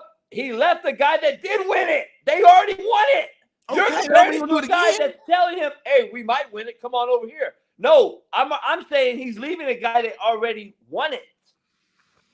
There's no comparison. To me, it's not a big difference. Like, okay, sure, you can say I trust that Andy Reid could actually live up to what he's telling me more because he's done before, okay, I get you on that. I hear you. But like, again, it's still my point is my point. I don't care if you won fucking 6 like Bill Belichick has. That don't mean the next year you're gonna win. That don't mean when Brady I'm gonna win. That like shit happens, shit changes, shit moves. Like this is football. You don't win every fucking year. The fact that they went to what 4? Is it 3 Super Bowls in a row? I think, or is it 3 or 4? I don't know. They went to 3 or 4 Super Bowls in a row, won 2 of them. That to me tells me, hey, these motherfuckers ain't gonna go to 10 in a row. Like, so they might actually start to struggle for a few fucking years or even more than that. I remember the Patriots after they won their first couple Super Bowls. It was a 10-year drought. We forget that it was like a 10-year drought. The Patriots did not win. So like there ain't no guarantees in this thing, point blank period. So if I'm a player in the NFL, which stands for not for long, I am going to go get my money and maximize that, because most NFL players retire at fucking late 20s because of injuries, because of politics, because of whatever the case may be. So you need to make as much money as you can possibly make in a short fucking time frame that you got, so you can take care of you, your family, and your legacy, and you pray and hope that along that journey you're able to also win. Point blank period. And Tyreek already got fucking 2 chips on the fucking ring figure anyway. So if he never won again, he's good. He's Hall of Fame level. If he keeps playing on this level, he'll be in the Hall of Fame. He'll be a 2-time champion, been to multiple Super Bowls. He's good anyway.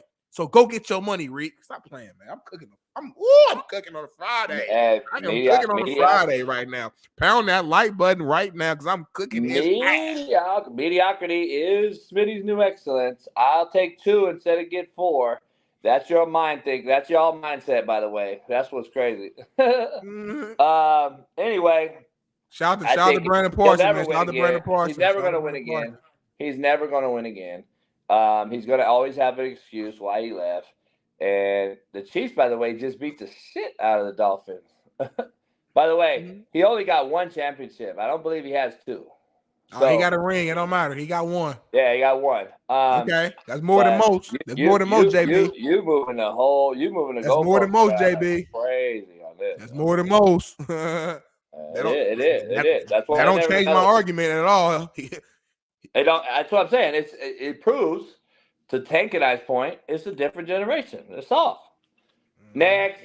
I hear you, man. I won that one for sure, man. Next up, man, staying in the NFL, the Cardinals waived Zach Ertz, and all of his teammates the last 24 hours have been online, man. You know, wanting to bring him on. It's actually kind of funny because JJ Watt, you know, he put this tweet out saying, "I'm trying new things in retirement, so let's steal Adam Schefter's job for a day." And he actually broke the news himself, JJ, saying that Zach Ertz actually requested and been granted his release from the Arizona Cardinals. They didn't just waive him; it was kind of a mutual agreement. And he's planning on signing with a contender and making a run as his 2nd Super Bowl ring. I know all his Eagles teammates want him to come back to Philly. I don't think that. I think he should go to the Baltimore Ravens because we know that Lamar's guy, what's his name? Tight end, JB. Talk to me. Ravens tight end. Mark Andrews got injured, and I think he's out. He's out for the year, I think, right? It was a pretty serious injury. I think he's out for the rest of the year. He might be back.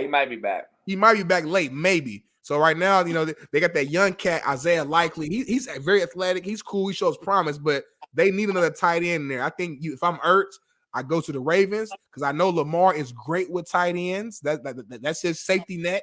I go there. Uplifts his career. I'm on the best team in the AFC in the Baltimore Ravens. They have the best defense in the NFL. I think they're only allowing teams to score like 15 points right now. Look it up real quick for me. Somebody in the background to make sure I'm correct on that. I'm pretty sure I am. And to me, man, that's your best chance at winning a Super Bowl. And not only that, but actually being a part of that team and like making true plays. You know what I'm saying? Because Lamar's going to utilize you over there. Where again, in Philly, Jalen would utilize you too, but you wouldn't be the guy because they already got a guy. You know what I'm saying? You would be the backup guy, the 2nd tight end. So I think Ertz would be a hell of a guy to Baltimore, in my opinion. Why do we give a fuck so much about what Zach Ertz wants? I'm just asking. Why are you so pro player and less pro team? You're anti-team, pro player. You want individuals to get whatever they deserve and you think they deserve, which they really don't deserve. They actually just cry, bitch, and moan until they get what they cry about. I would tell Zach Ertz to fuck you. You're staying in Arizona. And guess what? Stick it out, motherfucker. You chose to come here, play with the team that you're with right now, and guess what? Next year, go wherever the fuck you want. I'm going to demand I leave in the middle of the season. And then Arizona, we're going to grant you your wish. We're going to let you go play where you want to play. Man, miss me with this soft pussy shit, homie. I'm over this shit. Fuck Zach Ertz and fuck the player. Next. Good morning, Matt. How you doing? Good. What's up? Not too much, man. Just been arguing with this crazy motherfucker all morning long, man. Happy that you here. You see, he's still loaded in Vegas right now, turning it up, man. Yeah, Vegas JB's the best. JB's the best. You gotta love him, man. It's my guy. It's my guy. Not loaded. Let's get to the real. By the way, real talk. Zach Ertz is fucking garbage. He's not Zach Ertz he was 5 years ago. No, he's So not why, for sure. why are we caring so much about this guy over a team and a locker room that he just was in? Like, I look more at the locker room situation, and that is why football is becoming so fucked up. Why are we so ruined in the locker room setting? Like, why are we worried about this dude's feelings? Why are we worried about James Harden's fucking feelings? You made your money. Dog, we keep catering to these fucking players. I'm just like, dude, fuck player empowerment.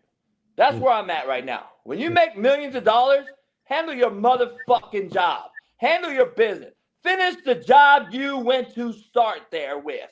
Finish the job and task at hand.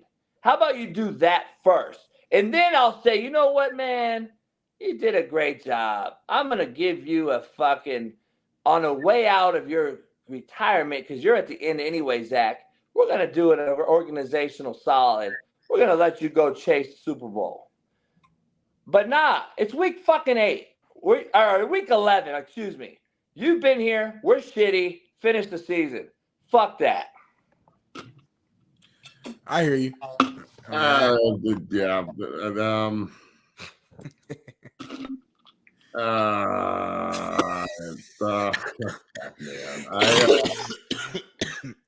I'll never side with the franchise, but at the same time, I'm in the middle on this one.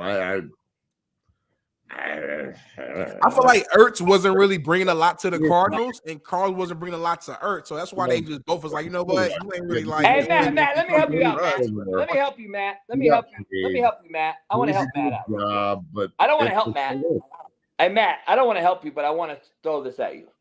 I get what you're saying about the franchise. Here's my thing, like, why are we so worried about this guy, and why are we not worried at all about the other 52 guys? We missed that part. We don't even talk about that part. Smitty just mentioned it. Smitty eloquently put out his take on it and was like, let's get him to the Ravens. He has a chance. He can still do well. Lamar Jackson throws to the tight end well, which he does. He made a great statement. Not once did we mention the 52 cats that he signed up to play with, that he's now leaving, and say, fuck Cardinals 52. Fuck them. I'm just saying, dog. We don't have any NFL's a business, JB. You know that more than me. Okay, but you're acting like Zach Ertz is Travis Kelce, bro. No, I'm not. I ain't saying that. All right, so here's my thing. It was mutual, right? Yes. All right, so that means they didn't want him and he didn't want to be there. So okay. Well, we don't know that, but that's what they're saying. Okay. Well, that's the report. So JJ Watt reported. I believe JJ Watt. He knows that team. He's not gonna lie about that. Whatever. Gives a fuck. It was mutual. So I think that just judging by the example in Denver when they mutually parted ways with Randy Gregory and Clark, and then the pass rush got exponentially better and Browning and Benito and everybody actually got to play, I think that it's probably beneficial for both sides. The other 52, he's gone. Somebody gets elevated to another job that wasn't there. Somebody gets elevated to the practice squad that wasn't there. I think it's a good thing. If he doesn't want to be there, I could give a shit. Just leave. It's all good. I'm not going to get all upset about Zach Ertz leaving. I mean, what's Zach Ertz done in the last 4 years? So who cares? Right. Later. That's a big conversation, man. But like, let's switching gears here. Me and JB, we discussed that a little bit ourselves here, but now having you on, Mal, I want to hear your opinion. I don't know if you saw Nick Saban had like a press conference basically saying that no SEC representation in the college football playoffs would be disrespectful. Can we show that video one more time, Betty, but so we can get Matt's opinion on it? SEC in the playoffs. I don't know if you put the video down here or not. Let me see. We might have already let me see. We might have moved it there, but yeah, it was basically Nick Saban was talking, leading up to this weekend, and he was just saying, like, listen, man, like things change throughout the season. Teams get better, teams get worse. Georgia hasn't lost in the last, whatever, couple years. And if Bama goes out here, like you said, if we go out there and beat them, he said, yeah, I think we will be one of the 4 best teams. My only argument, and again, I've been making it all week long, if I'm Texas, Matt, and like I said, you've kind of experienced this before, like you threw out your example earlier and when you played in Colorado with Nebraska and that whole situation. If I'm Texas and I handle my business this weekend, I win my conference championship, and Bama does upset Georgia, yeah, Bama would have the biggest win of the season, you could argue, but we got the same record. We saw each other. We fought, and I knocked your ass out. Yeah. How can you be in front of me? I just think that's crazy. No, Texas should go, and the SEC should watch. And if college football wants me to take them seriously, losses have to mean, when you lose, has to mean something. Okay. So Texas beats Alabama in Tuscaloosa. That's arguably the best win of the year. Yep. Tell me it's not. And then after that, they lose the rivalry game to Oklahoma, but it is what it is. Then Alabama beats Georgia. Georgia and Alabama should both. I'm not saying the SEC is not the best conference. I'm not saying Georgia's not the best team. But if they lose, they shouldn't go. Not this year. Maybe in past years, but not this year. Not when you've got potentially undefeated I don't care about Florida State's quarterback situation. If they win and they're undefeated, they deserve to go. Michigan wins and they're undefeated, they deserve to go. If Michigan loses, they probably, if any of these undefeated champions lose, they shouldn't go. Not this year. There's too many good teams behind them.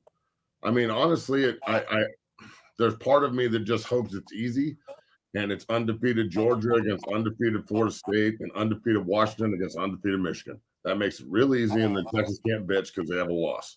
But if Alabama beats Georgia, which absolutely could happen, Alabama's a really good football team. And I think Georgia's really good too, but again, we'll see. If Alabama beats Georgia, Texas should go to the title, or Texas should go to the Final Four, period. Otherwise, it's all just, I mean, why should we keep taking everything as serious as everyone says it is if it's not? It's just not. It's not as important as you say it is, because the system is rigged.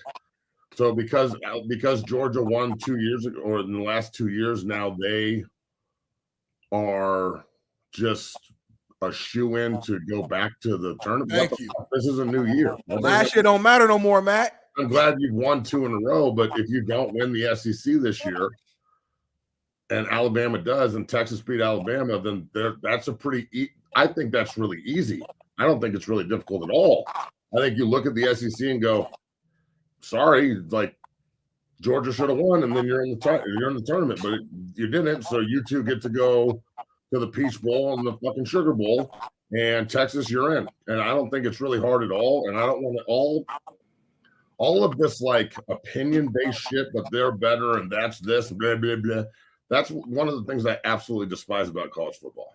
And that's why I'm glad we're going to 12 teams. I don't give a fuck about complaining about the 13th team. People are going to bitch about everything anyway. Who gives a fuck? I care about, if you don't think the 12 can beat the 1, you've never seen a football game before. Ever. Like this isn't fucking an 8 versus a 1 in the NBA playoffs where it's happened twice. Right. Like, this is a football game, dog. So, and especially if they give the top 4 seeds in the playoff a bye, and then you don't think a 12 can beat a 5? Get the fuck out of here. I mean, last year, if they would have had a 12-team playoff last year, the 12-5 matchup would have been Tulane against USC. Didn't Tulane and USC play? And Tulane fucked USC up. So don't tell me that shit can't happen. So I want college football. You know what? If they had any balls, if they were smart at all, they would just come out and say, okay, we're going to 6 teams. fuck this 14 playoff. Right now, it's just, we're going to 6, and there's too many good teams. We can't leave fucking major blue blood programs out. We're not going to spite 2 massive fan bases just because of the rules that don't mean dick anyway, that they change whenever they want anyway. So change them now. I mean, the inability to change a plan, it means your plan sucks. Hey, me, what you think, man? Matt was cooking right there, boy. Well, we're talking about now. Fuck the 12 team. I don't like the 12 team. We're talking about this year. You mentioned something. You said who's won or lost in the head-to-head matchup most recently. You mentioned that. Texas beat Alabama game 1. Smitty's point is head-to-head, one-on-one, head-to-head. But most recently, though, I would argue if Bama beat Georgia, that's the most impressive win of the season. But Texas beat Alabama, dog. Come on. I know. But I'm saying, you said what happened most recently. I'm saying Bama beats Georgia this weekend. It's more recent. But they didn't beat Texas. I know. I'm saying, when do you play the other? I get it. I'm with you. I get it. If you have matchup, how can that? I don't care if you play I get it. in January. Like, fuck, dude. I get it. I get it. But I'm saying, you do know, Matt, and you played this game, and you understand how it all works. I'm not here having to explain this to you. You know teams get better. You know teams get worse. Alabama has clearly went on an 11-game win streak. Texas lost to an Oklahoma team who turned out and lost to a Kansas and Oklahoma State team. Texas had ebb and flow. They lost their QB for a minute. They continued to win games. We get it. They were close. But if Bama were to beat Georgia last game of the season, we saw TCU last year, Matt, lose their conference title game and get in. I'm just trying to figure out. That's recent as hell. This happened last year. TCU got lost to a K-State team who Bama ended up playing in the bowl game and shellacking. So it is recency bias that we got to be honest here. I don't know. This is just my humble opinion. I don't know if Georgia and Alabama aren't both better watches and better teams than a Florida State team without a QB, with an Ohio State team without a QB. I just don't want to see Florida State even at undefeated. I get your point, though. You're right. You won the game. You're right. I get it. They are better watches. But I get your point too. You won every game in front of you. Yeah, that's the thing with me is I don't want opinion makers making decisions. That's all. I want this to absolutely. I know you said you want it to be the easy route. Alabama loses, whatever. I want it to be the absolute hardest fucking decision ever on these fucking bureaucrats that have to vote this in, because we all know the voters know nothing about it. And this is a joke. Condoleezza Rice and everybody else could take a fucking shit for all I care. I want this to be the hardest decision of all time. I want fucking Bama to win. I want fucking Michigan to lose. I want fucking Oregon to win. I want the hardest scenario ever to happen. Because I want them to eat shit.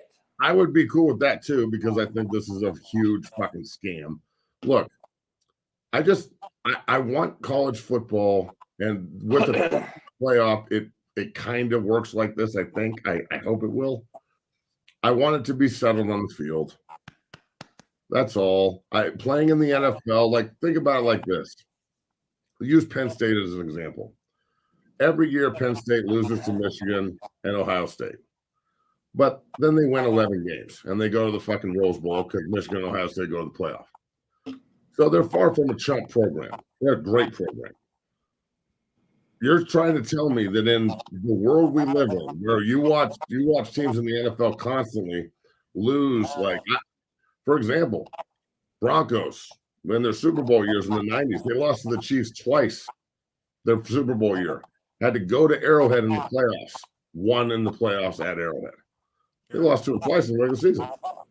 So the attrition of a 12-team playoff and the opportunity to see another team that beat you while everybody's telling you you can't win, that's the beauty of football. And if we lose, we lose. But if we win, then we get to advance. And that is the beauty of this. And as a player or a coach, when you take away the advantage of saying to your guys, men, regardless of everything that happens, all you have to do is go win. When you take that away from players, it cheapens the game to me. Like, you're essentially the playoff committee and all these fucking bureaucrats get to pick who plays. So what you're telling me is these games don't really mean that much. Why should I bet on them? Why should I really even watch? Like, if it's just going to be Michigan could lose and get in, but Georgia can't, and Texas can beat Alabama, but if Alabama beats Georgia, Alabama goes because they beat Georgia recently, and Texas, that doesn't mean shit. And then Florida State, they're undefeated, but because their quarterback's hurt, like we've never seen a backup quarterback. Oh my God, Nick Foles, didn't he go win a Super Bowl once? That's right. Carson Wentz got hurt. Nick Foles just went, man, and won a Super Bowl. Even Ohio State, we forget Cardell Jones that year. He's the third stringer. Yeah. So, but because Florida State's Jordan Travis, and now the backup who has a concussion maybe isn't going to play. But if they go undefeated, it'll be a bad game in someone's opinion. So they can't go, but they're undefeated. And then, Washington, if they lose to Oregon can go, but they only beat Texas Tech by 6, and Texas beat Texas Tech 57-7. So I don't know. Maybe you can put Texas in over Oregon, but then Oregon also is pretty much undefeated because they beat their only loss in Washington, which is done in overtime on 3-point field goal in Seattle. Okay, so okay. But then who else are we not even? Ohio State only has one loss. They don't have a conversation. One fucking loss at Michigan. That's pretty good loss, I guess, if you're talking about good losses. So I just whenever you say good loss, that means your entire situation is fucked. That means everything you think, everything that you talk about, everything that you fucking stand for is a joke. Hey, I hate doing the scenario thing, but it's going to play itself out starting tonight right here in this 2 miles from me right here in Allegiant Stadium, Washington, or I got to hang out with Lanning and everybody last night. Here's what I want to talk about. If Washington were to lose to Oregon and Florida State wins, they go undefeated. Alabama kicks a last-second field goal to beat Georgia, a team who hasn't lost in 2.5 years, 2-time national champs back-to-back, who I still believe a top 4 team in the country. If you're looking at, they're ranked 1, right? Yeah, okay. I think Georgia goes to 4. I'm just fucking throwing this out there. Yeah, Georgia's going to 4, bro. I can see Bama and Georgia both getting in this thing. I'm just telling you. So I could see, if Oregon beats Washington, Florida State wins, Michigan wins, Alabama beats Georgia, I think it will be Michigan against Georgia, Florida State against Alabama, and then you're going to have Alabama against fucking Georgia in the national title game. Motherfucker. God damn it, JB. My scenario is different. I would put Oregon in over Florida State. Florida State's undefeated. Oh, you can't do that. I get it. I'm just telling you. You can't do it. You can't do it. You know as well as I know, Matt. It's about dollars. Dollar bill, y'all. Dog. You can't. Undefeated Clemson can't make it 3 years in a fucking row or whatever, and then undefeated Florida State doesn't. Like what? Because I got hurt? What the fuck are you talking about? There's 100 other guys on the team. If it happens, Matt, what you gonna do if it happens though? I'm not gonna do shit. I'm gonna watch the games and bitch. But at the same time, like this is why I've been so brash on the next thing I'm going to say. Hey, hold on, man. Not to cut you off. Clemson had fucking quarterbacks that sold tickets. Florida State does not. Florida State doesn't. Florida State doesn't. Gotten in. I know, but Florida State don't have quarterback right now. But how do we know, dog? I didn't know Cardell Jones was going to be a bad motherfucker and win a national title. He was a third stringer. They lost guys left and right. They still got in. I think look, I work with a guy at Florida State, and I guarantee, look, you're going to see one nasty motherfucking motivated team. That defense is super pissed off. They are really fast. Their offensive line is big and nasty. They can run the fucking ball. It's not all just Jordan Travis. So, again, when you lose your quarterback, that sucks. In 2001 at Colorado, we won the Big 12. We went through 3 fucking guys at quarterback. In college, if your team is really good around your quarterback, you can win a national title. In the NFL, if your quarterback's not the dude, you ain't going to do shit. We're going to see. We have to play out, Smitty. Next. Yucks. Let's get it, man. Let's move on, man. So Last night, Thursday Night Football, Big Mac, Seahawks, Cowboys, big time game. I thought it was one of the best Thursday Night Football games we've seen since they started doing this, honestly. Overall, good quarterback play by Geno and Dak. Cowboys pulled out the victory at the end. Are the Cowboys true contenders, Big Matt? Like, what's your opinion on them? Or does history repeat itself? I guess, what's your opinion on the Cowboys right now? Okay. Look, Dallas is a good team against bad teams. That was the first win against a winning record team last night when they play San Francisco and Philadelphia and Detroit. We'll see how they fare. They better get home field advantage. I'll tell you that shit, because they're not going on the fucking road and beating anybody. So, look, I think Dak is playing his ass off. He looks really motivated. He looks better. He's about to get broke off a massive fucking contract. He's going to be the highest paid player in the NFL here pretty soon. They can't franchise tag him, like, just right there, Dak. And he's probably staying in Dallas and just keep building. Look, the Cowboys need – I'm no Cowboy fan by any means, but the NFL's better when they're really good. And they're kind of good. So they have to, like, take that next step, though. They've got to go beat San Francisco. They got to go beat Philadelphia in the playoffs. Like, I'm glad that last night's game was sexy and there were no punts, but there were 300 yards of penalties. Like, the NFL pushed that game. Like, the NFL pushed it down the tracks last night with all the penalties. Yeah, so every time there was a deep ball, there's a penalty. There were 4 straight plays on the 1 yard line to end the half. Like, that kind of shit, watching it, I didn't bet on last night's game, but that kind of shit goes, oh, so the bookmakers definitely wanted the over on this motherfucker.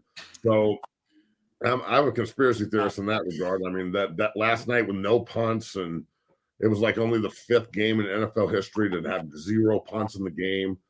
And like, it was entertaining, but I thought it was kind of shitty, dude. Like, I like points and I like big plays, but I despise bad tackling and I hate terrible effort, and I can't stand when guys can't line up on sides and face masks and personal fouls and pass interference every other play.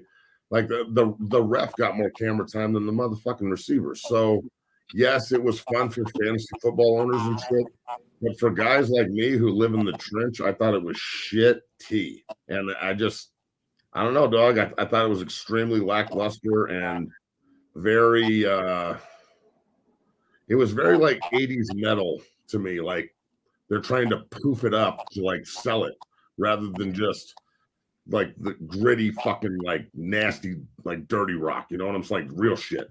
So that's just me. This is my opinion, but I know everybody loves points and all that shit, but I'd be perfectly content watching the 16-13 hard-hitting fucking defensive game as I would watching that dog shit last night.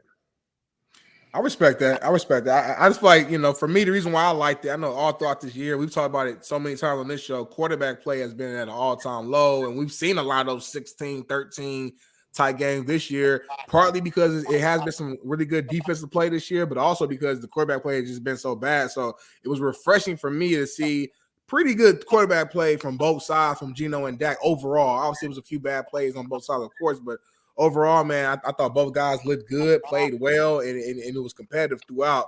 Should he be leading the MVP race right now, Matt, or no? Coach, I mean, you think Dak is whack? What do you think?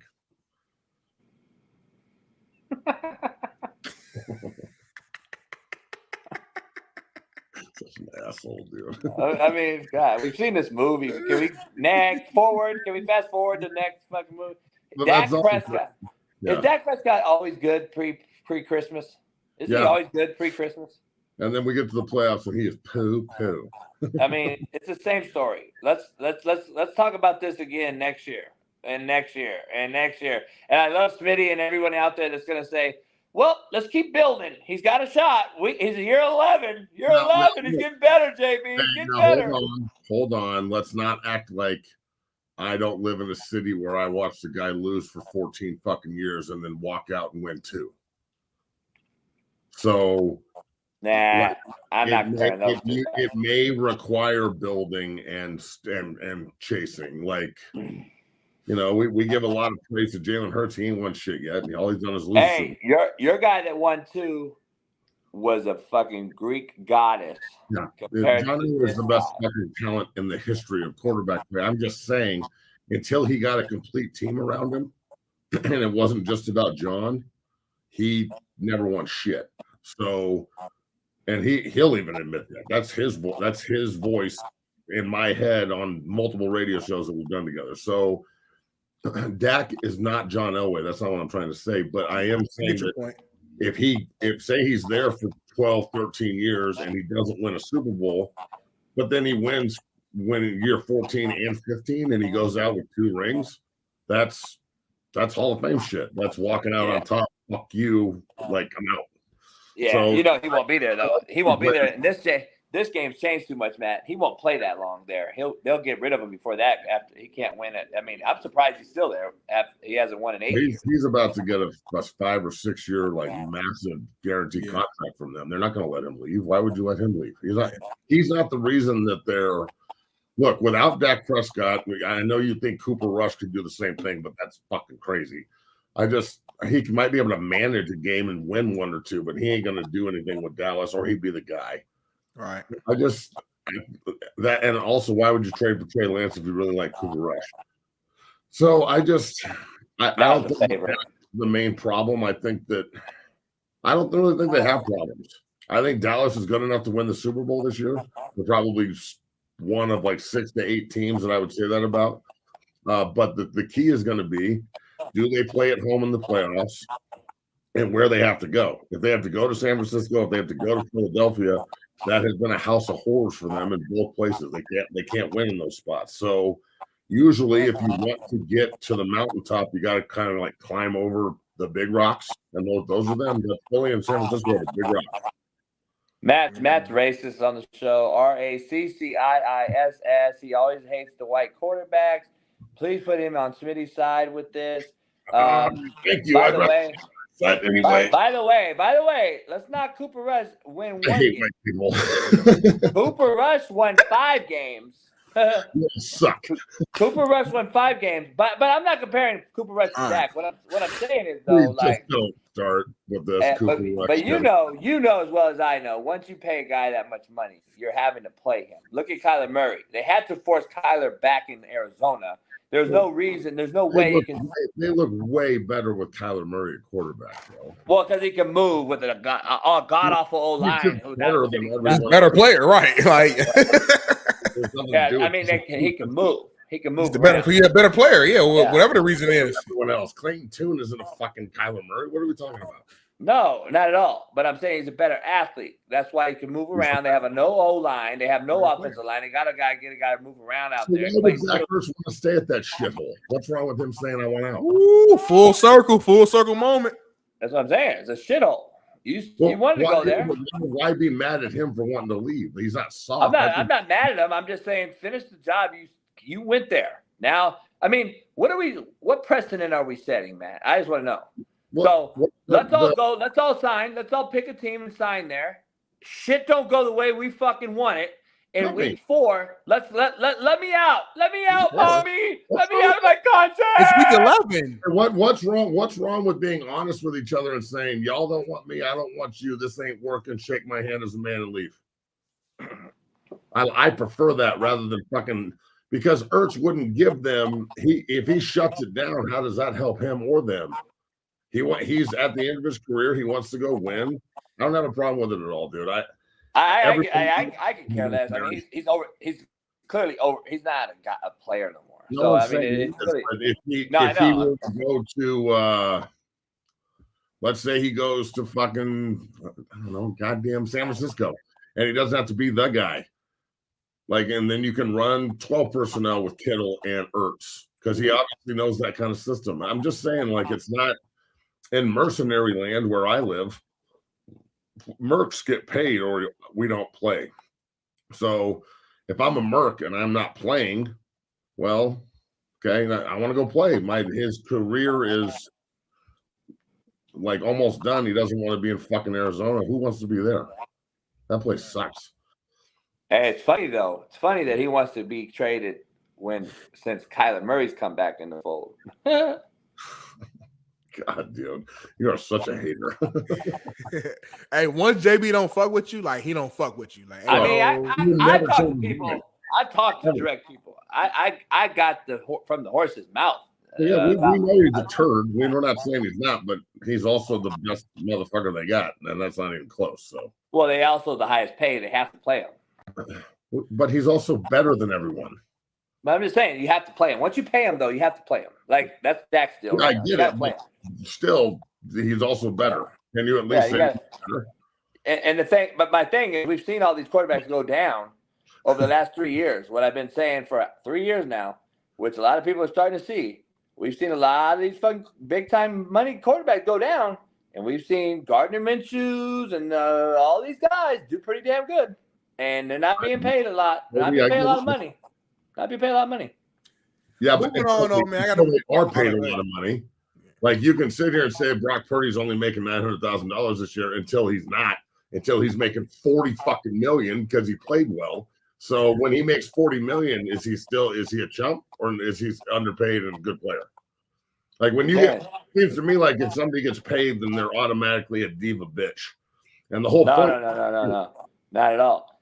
The guys that deserve to get paid deserve to get paid. The guys that haven't done anything and we enable and anoint them as the greatest thing since sliced bread when they yet to do anything is who the guys I'm mad at. Yeah, but Define hasn't done anything. Like, what does that mean? The pay scale for the game is not based on what the NFL thinks. It's based on what your franchise thinks. If they think that you're the future and you haven't won anything, but you're productive and getting better, they're going to bank on potential. They're not going to be like, oh, well, fucking Peyton Manning threw the most interceptions ever when he was a rookie, so let's get rid of this motherfucker. Like, no, it doesn't work like that.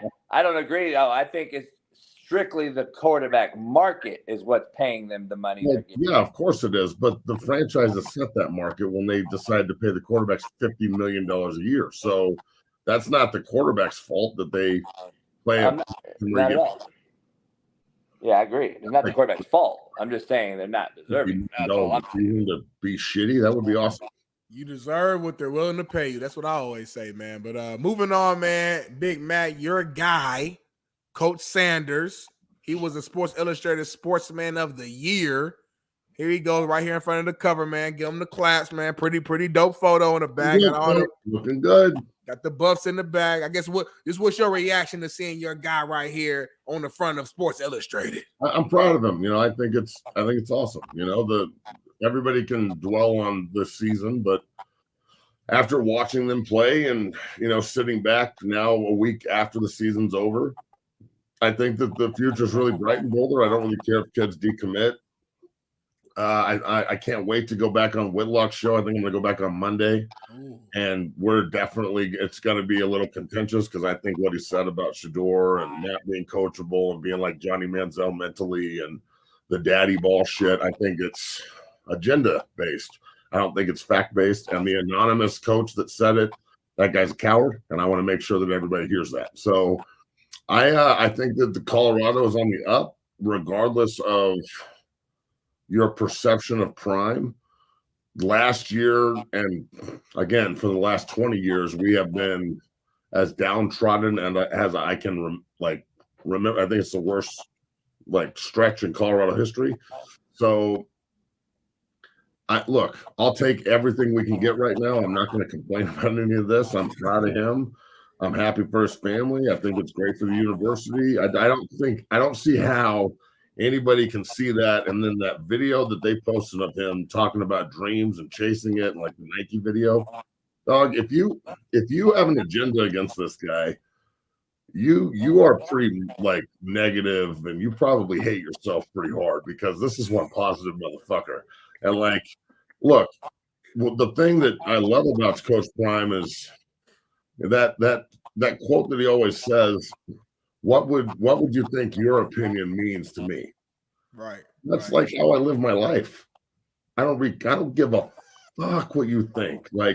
I know who I am. I'm rolling. So people that think like that are gravitate to shit like that. So the other thing I love about him is he's a he's so secure in himself that he can be criticized and still have communication. You know how many coaches, like the Colorado State offensive line coach, we had a disagreement, and rather than talk to me, he blocked me. So now I've never sent him another kid as long as I live. Like, that's the kind of man you are. That's some bitch made shit. Coach Prime and I put a video up at UCLA. You guys saw this, 500,000 views. All he said was, "Yeah, we'll get it fixed. we got to fix this." And I believe him. I think that they will go get it fixed. So I don't know who they're going to hire at OC. I don't really care. We'll see what happens. But this is pretty cool. I'm happy for the university. I'm happy for Coach Prime. I can't wait to eviscerate Whitlock or at least try. So yeah, man. I mean, it's things are good. So my show's at 10, 0 to 60. Today, Friday at 10 a.m. right when you guys get done there in Vegas, and then we'll see what happens this weekend with college football, bro. Monday is going to be pretty crazy.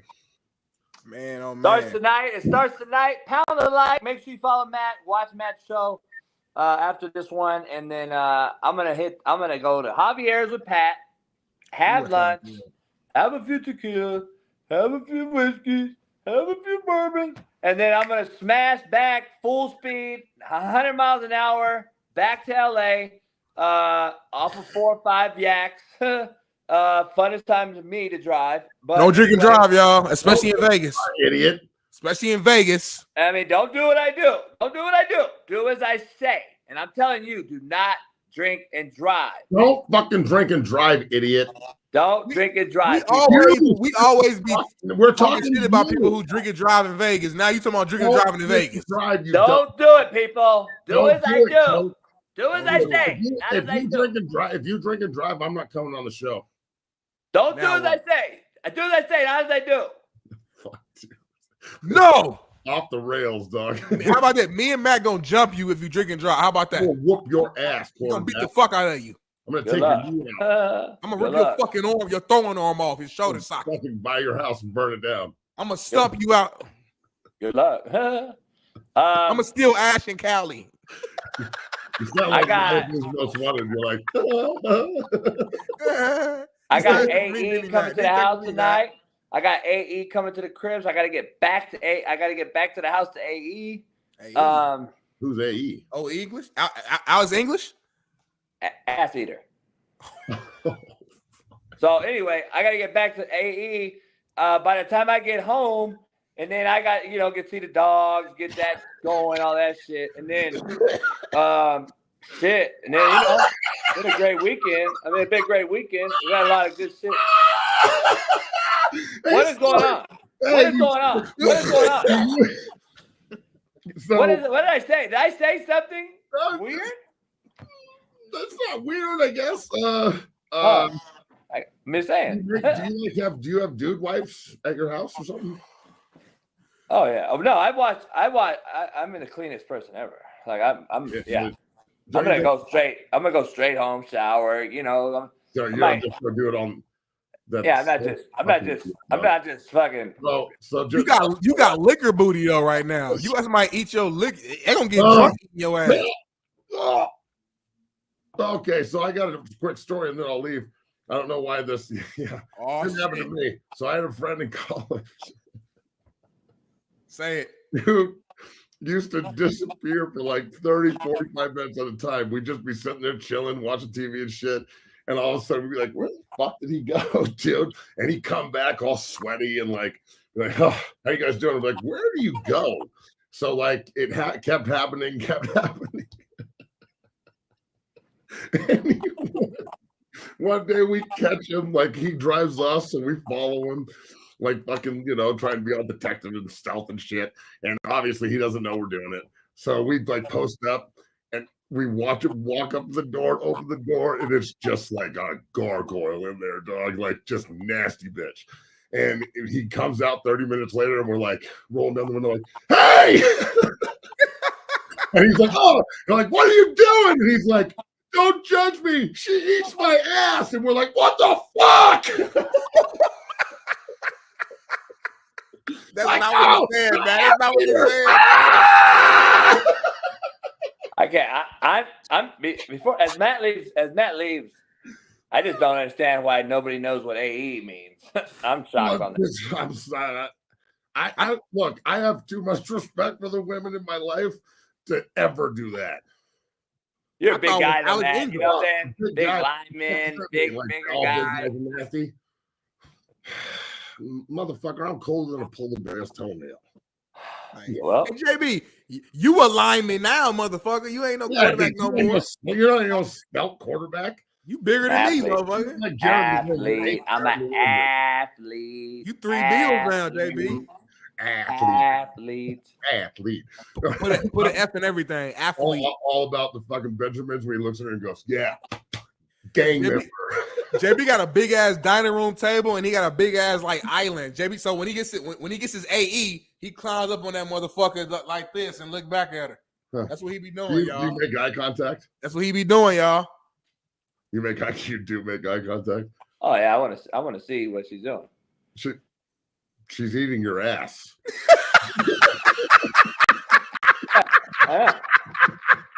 You gotta see the eye. You gotta see eye to eye. Do you sit on her face or lay flat or like how does this work?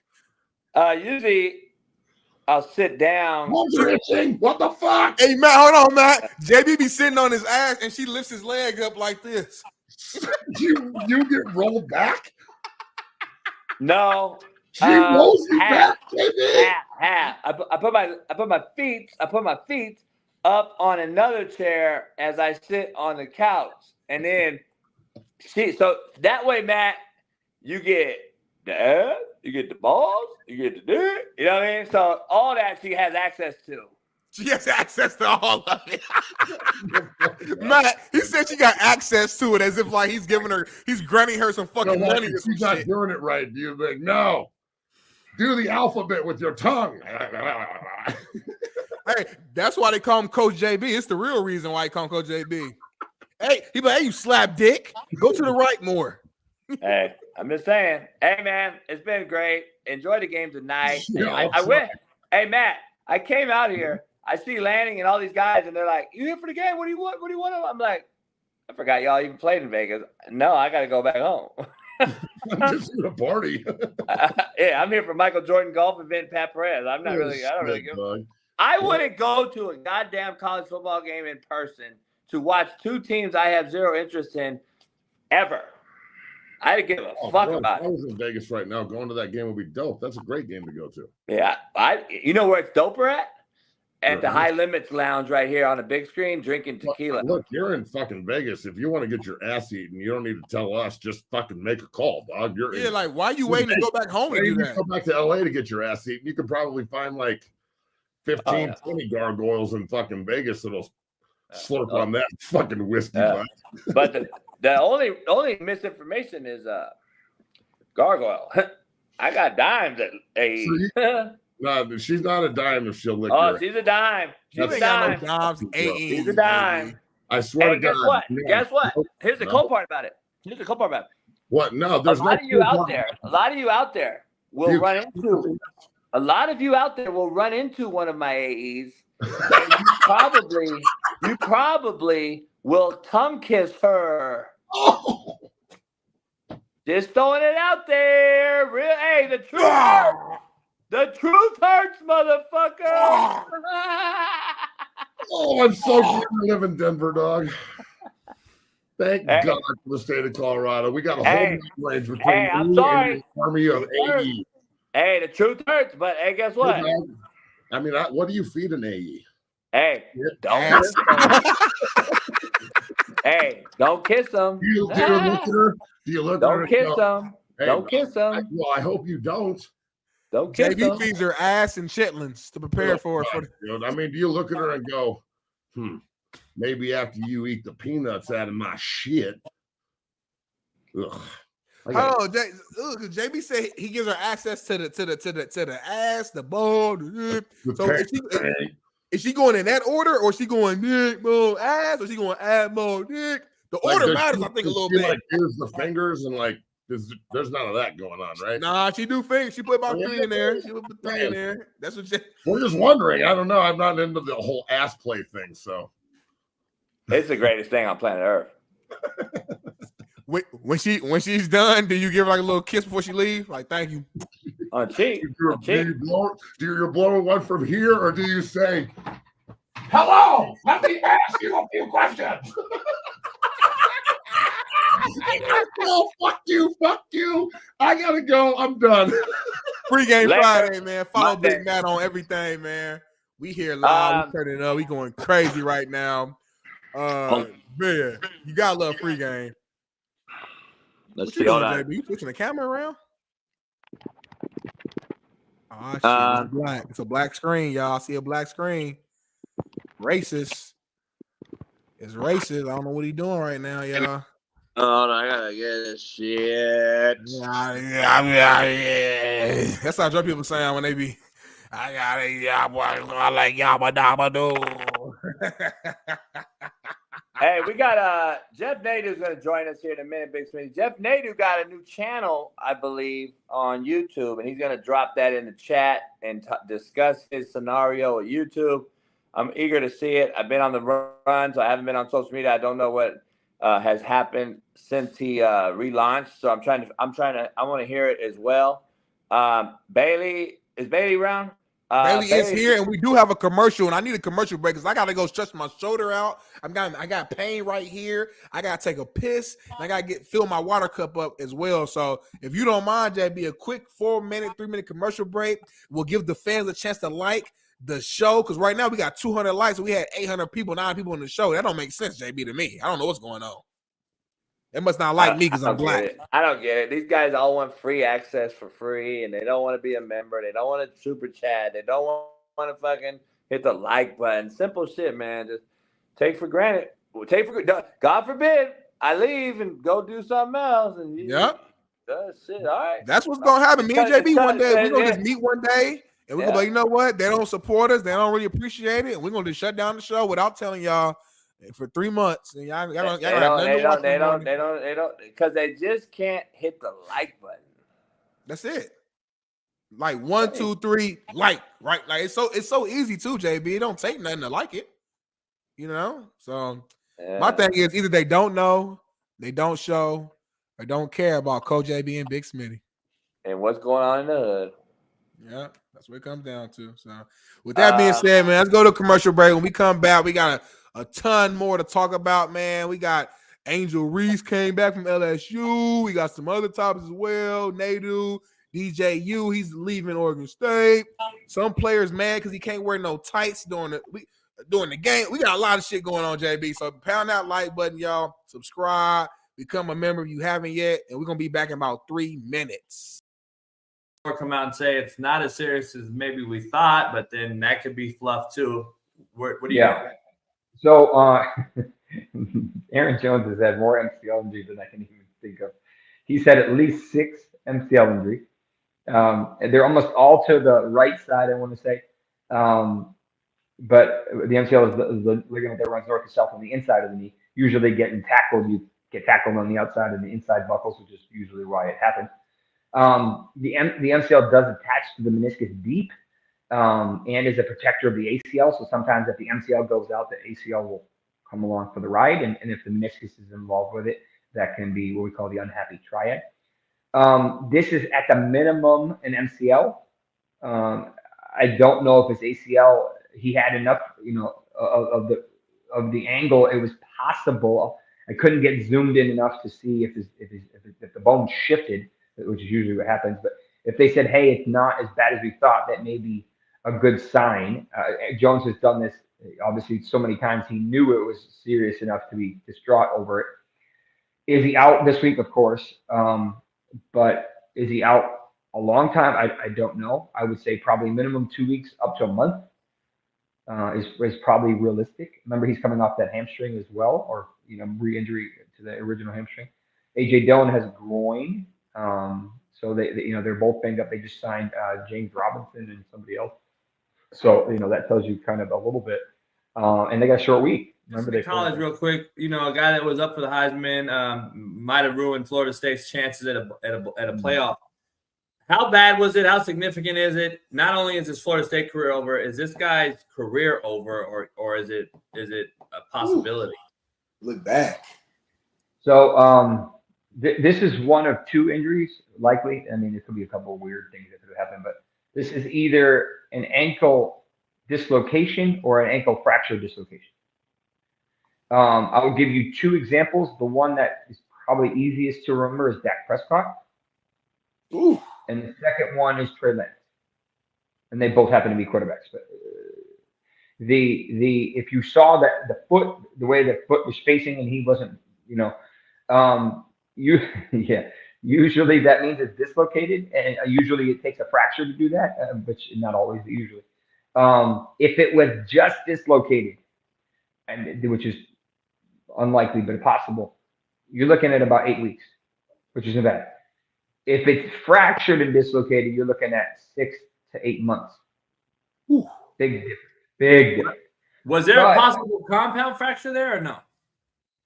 I mean, it's possible. It's unlikely. He could have had what we call a bimalleolar or trimalleolar, which basically means you break multiple bones in the ankle. Usually the fibula, the small one on the outside. You can break the medial malleolus, which is that one on the inside, the end of the tibia. And you can break, some of the other little bones in there.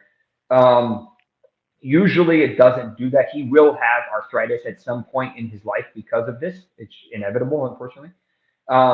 It depends on the severity of the ligament tear. That's the bones are going to heal. I'm not really worried about them. It's the ligaments that really cause the frustration. And that's usually the problem with these. And that's why you saw Dak not really be able to run for a couple of years. And he could throw fine, but he just didn't have the mobility. If you just trend it, I figured this was about the year that he would have that increase in mobility. Is that why Trey Lance never made it? Is it because it messes with his footwork? It messes with his mobility, his ability to put. On the first one back, of course. Man, I don't really have interest in staying for the game and watching the game in Vegas. I really don't. I'd rather drink and watch the game. Pat's going to fly back. I got to get back. I have zero interest. I'll be home and watch the game. I got to hang out with both coaches on both staffs, buddies of mine that I've known for 20, 30 years. Good to see those guys. Michael Penix Jr. is a fan of mine. Got to find that out last night. Great young man. Got to talk to him and his uncle and his grandfather. Got to meet them. Jeff! What's good, bro? How you doing? Oh, man, I'm just about 3 days no sleep right now. It's Vegas. It is what it is. Hey, so give me an update, man. I just saw some recent shit that you did. Are you starting over? Yep. Oh. Yeah, I'm already up to like 2,500 though in like 12 hours. So. Really? How do you do that? How do you get YouTube to do that? How do you do that so fast? I did a live yesterday and just said I'll do certain things if we get to certain sub goals, shit like that. And really? I have a pretty good fan base, so we're getting there. So you announced it on social media and then said I'm gonna go live and then Yeah, and then I went on my old channel and said this is my last video, and I just spammed the chat with the link. And I said if we get to 2,500 by Saturday, I'll give some money away, and just that's how you build a channel, right? You go on and you just push the link out a ton, And I also said like if we get to certain goals, like I'll give money or do different things. So because you had what 65,000? Yeah. Fuck, I got 35,000. It's taking forever. Yeah, it's 65K, and they cut me off just like that. And have you talked to nobody still? What about Twitter? I didn't get a response from anybody. I appealed it. They didn't respond. They said no go. So I just said, instead of crying about it, I'm just gonna put a new channel out there and just try to get better with it. Damn! Shout out to you because I couldn't do it because I had my IG deleted. I let it stay deleted for a whole year. Then I did restart one, but I don't know, bro. I don't know. Like it'll take time, but I mean I'm confident that I could build it up again. So so you're on Patreon as well, right? And then I have everything. I have TikTok. I mean I got 100,000 on TikTok in 5 months. So I mean. I feel like if I can build that up, I can build anything. So is it what's the new channel called? The same thing. It's a sit down. And I just kind of made it mirrored, you know, and I'm just going to do some big interviews that I have planned and I'll build it back up, you know. So did you delete the old one now? Nah, I'm going to keep it up. I have old videos there that I'm just going to keep on, but I'm not going to delete it. I'm just not going to do videos from it anymore. I saw one of your old employers, Dave Portnoy. He posted something and he said, They got they had a big video series that got demonetized recently. It's bullshit, man. YouTube they're tyrants, man. Also, Barstool's now demonetized? I don't know if they're completely demonetized, but they have a video series they're doing, and it was age restricted or something, so they're not making any money off it. So, damn, yeah, it sucks. All my shit's age restricted. I keep all mine age restricted just because of custody. No, it's not. But the thing is, if YouTube, like, let's say, so the reason it got demonetized is one of the people in the video said he was gonna blow somebody's house up as a joke. Oh, and they demonetized it. So, like, if you mention offing yourself, if you mention any of that, they'll age restrict. B-O-M-B, you can't say. Yeah, you can't say any of that, and they'll take the monetization off and age restrict it. Yeah. Now, is that like a forever thing, or is there a way to like fight that and get it back? No, so like in their case, they didn't get completely demonetized. I did. They shut my money off. I can't make any money off any video. I can't do anything. And I could reapply in 3 months and maybe get it back, but I don't know if I'll ever get it back. Hey, Jeb, that's a cold-blooded system. Like, people making their living off of this. How can you just shut that down with no fucking warning, no conversation, nothing? Like, that's crazy. I read through people on Reddit that had millions of subs. It was their only source of income, and YouTube just shut them off one day. They don't give you any. They gave me no warning. They didn't say, "Hey, delete these videos and you'll be good." Right. And if I tell you why I got demonetized, you wouldn't believe it. It's that crazy. Man, I took a video from Goodfellas and re-put it on my channel, and that was why. It got 5 million views, and it censored off, and they said I reused content that wasn't mine. That's wild, man. Everybody does that.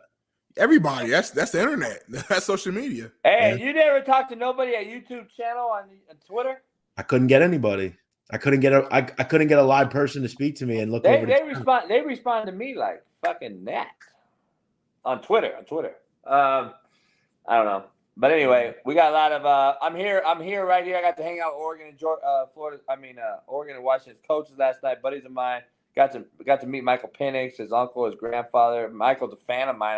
He was like, I want to be coach, and he came down. Good kid. I'm curious. That game's tonight. I'm not watching it here. I'm going back to the house. I got AE coming. What are we doing in this weekend's game? Because it's a big, fucking huge deal in the playoff. And I heard Matt's take, got Smitty's take. I don't want to see Florida State play. I don't care if they were 70-0. I don't want to see them play. They're going to get shellacked. I almost want to see Alabama and Georgia in it, even if Bama were to win by a field goal with no time on the clock, and you look at Georgia's body of work, and it's recency biased. Smitty and I are talking about the last 2 years ain't this year. That's fine and dandy. But they are the champ. They've won 2 in a row. Don't you think that the committee was going to give the room for error to a Georgia team who lost to Alabama in an SEC title game a couple years ago, who ended up beating them again in a natty? I think Georgia is still a top 4 team regardless. See, the problem is, though, this year you have probably 6 deserving teams, maybe more than that. So I feel like if Georgia lose, I think they're in regardless. I agree with you, but what if they lose 31-10? And let's say I put them out.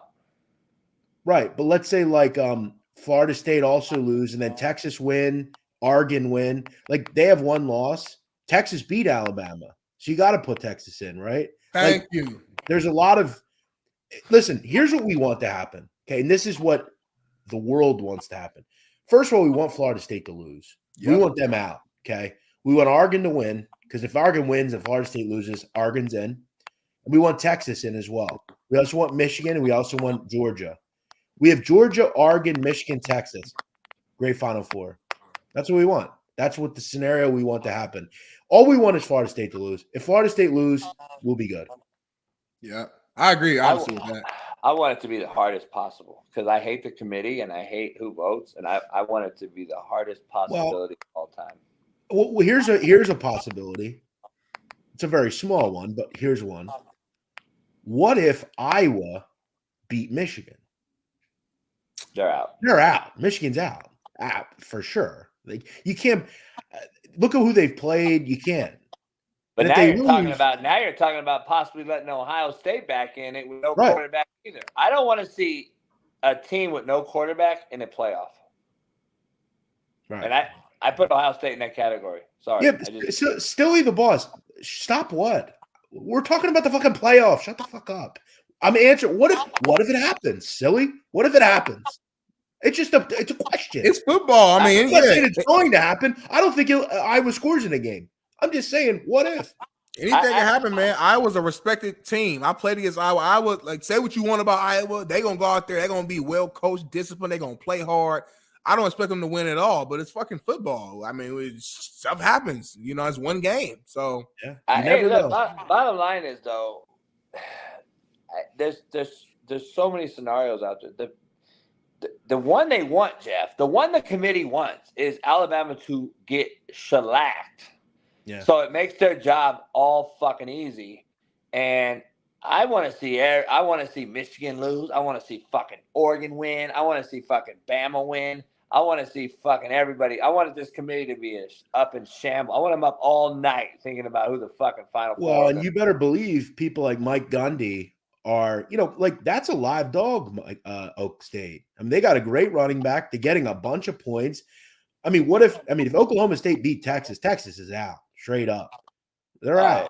If Iowa beats Michigan, they're out. I don't know if they're not out already. Right. Texas could. That's the sick thing about it. Texas could win tomorrow by 40 and still not get in. Because I know. Like, remember, if Washington win, they're in. If Oregon win, they're in.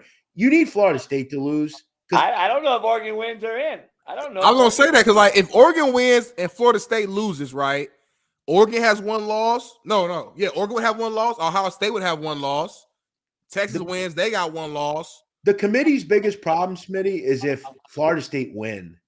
Because if Florida State win, they're undefeated.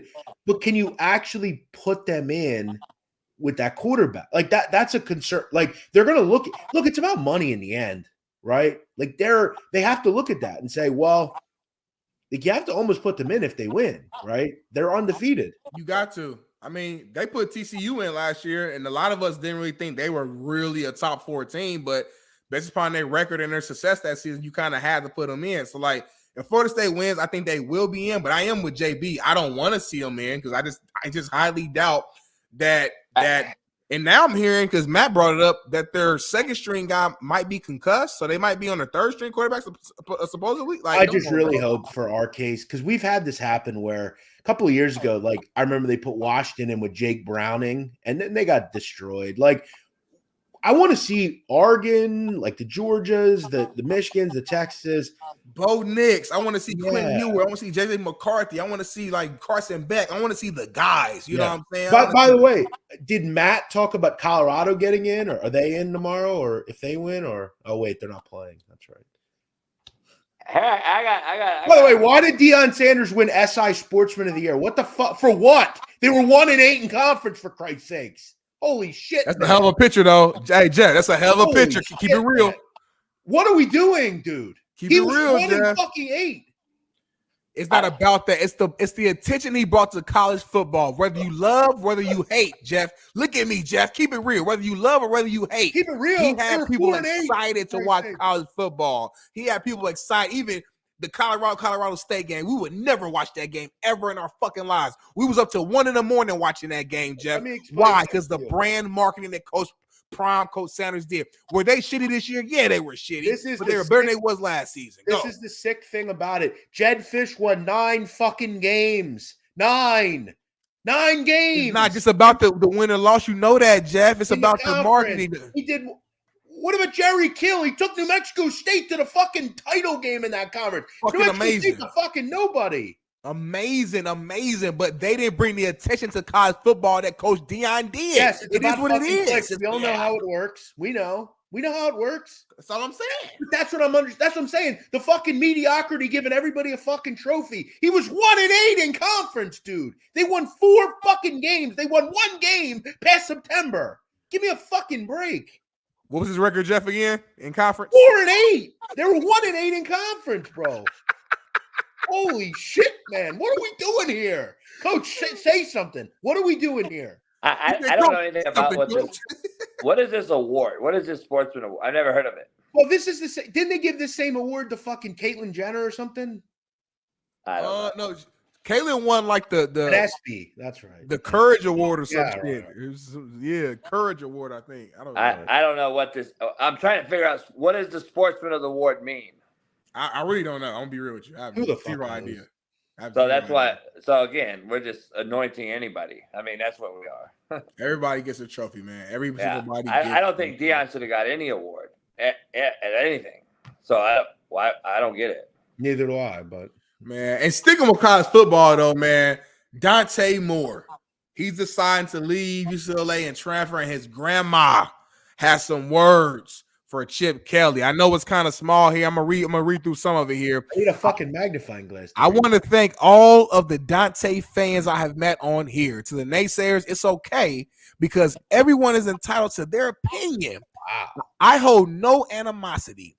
Chip Kelly was on his way to ruining my grandson. Wow. I thank God that Dante saw it almost immediately. There was no room for a pocket passer at UCLA. The plays he called for Dante were ridiculous. He honestly didn't know how to coach or call plays that Dante could light up the field. I'm just disappointed as a grandmother that you didn't get to see the real Dante. But I love how he's adding words in it. So I added in there. But the end has come, and for that I am grateful. It was painful to watch UCLA football, but I do wish UCLA the best. But you'll never succeed until the administration accepts that Chip Kelly is embarrassing the entire program and school. Happy holidays to you all. If I could just say one thing on this, this is not just her speaking because UCLA fans are very upset. I'm surprised they haven't fired Chip Kelly. I think he's been, look, good coach, but it's not work there. They flew a banner over the university yesterday, fired Chip Kelly. People are upset. Their football fans are upset. I don't think she's wrong for it. Look, again, do I think Chip Kelly is what she's saying? No, but he hasn't really won anything there. I mean, let's just be honest. Is he the most overrated football coach ever? Some people might be saying that. JB, what do you think? JB, I'm gonna let JB answer that. He's the coaching guru. I mean, he ruined the Philadelphia Eagles. Luckily, they were able to rebound. But what about you, Coach? What do you think? Look, Chip and I have a history. We hate each other. Okay. Oh, good. Oh, beautiful. But I gotta defend coaches in this business because this is what we've become. We listen to fucking grandmas who don't do anything. She probably smokes weed. Let's be honest. This kid's grandma's probably my age or less. She's probably 45, grandma. She smokes weed all day. She's on Wick. She's on fucking Wick. How do you know that? Why she gotta be on Wick, JB? Why she gotta be on Wick? Is she a sister? Sister. She wants to be. Wow. Yeah, but you don't even know. She could be white. You don't know. No, I got inside information. I know exactly who Dante Moore's whole people are. I know the whole thing. I told Smitty on this show 4 months ago with Steve Kim that he is going to leave. I said it on my show. I have receipts. He's unhappy. He was promised $125K. He didn't get it. He's been disgruntled the entire time. And I knew this was just a wait for it to happen. And it's happened. Now, this is why, though. You said it, Jeff. An airplane flew over the fucking Rose Bowl and over Westwood. Fire Chip Kelly. This is a guy who just beat SC, a rival that Ohio State and Ryan Day has not done in 3 years at Michigan, but yet, you skip my point. The fans control Okay, when is it good enough? Ryan Day's only lost 3 games in fucking 4 years, and we want him fired because he can't beat Michigan. Chip Kelly beats his rival, and we want him fired because it goes both ways. This is one of the problems in college football that I don't understand is are you willing as a fan base to accept that you're just going to be a 9-win team every year, a 10-win team? Is that enough for you? For me, it wouldn't be enough. My whole thing is I would want if we're not winning the title and if you have 3 years and you don't do it, you're out.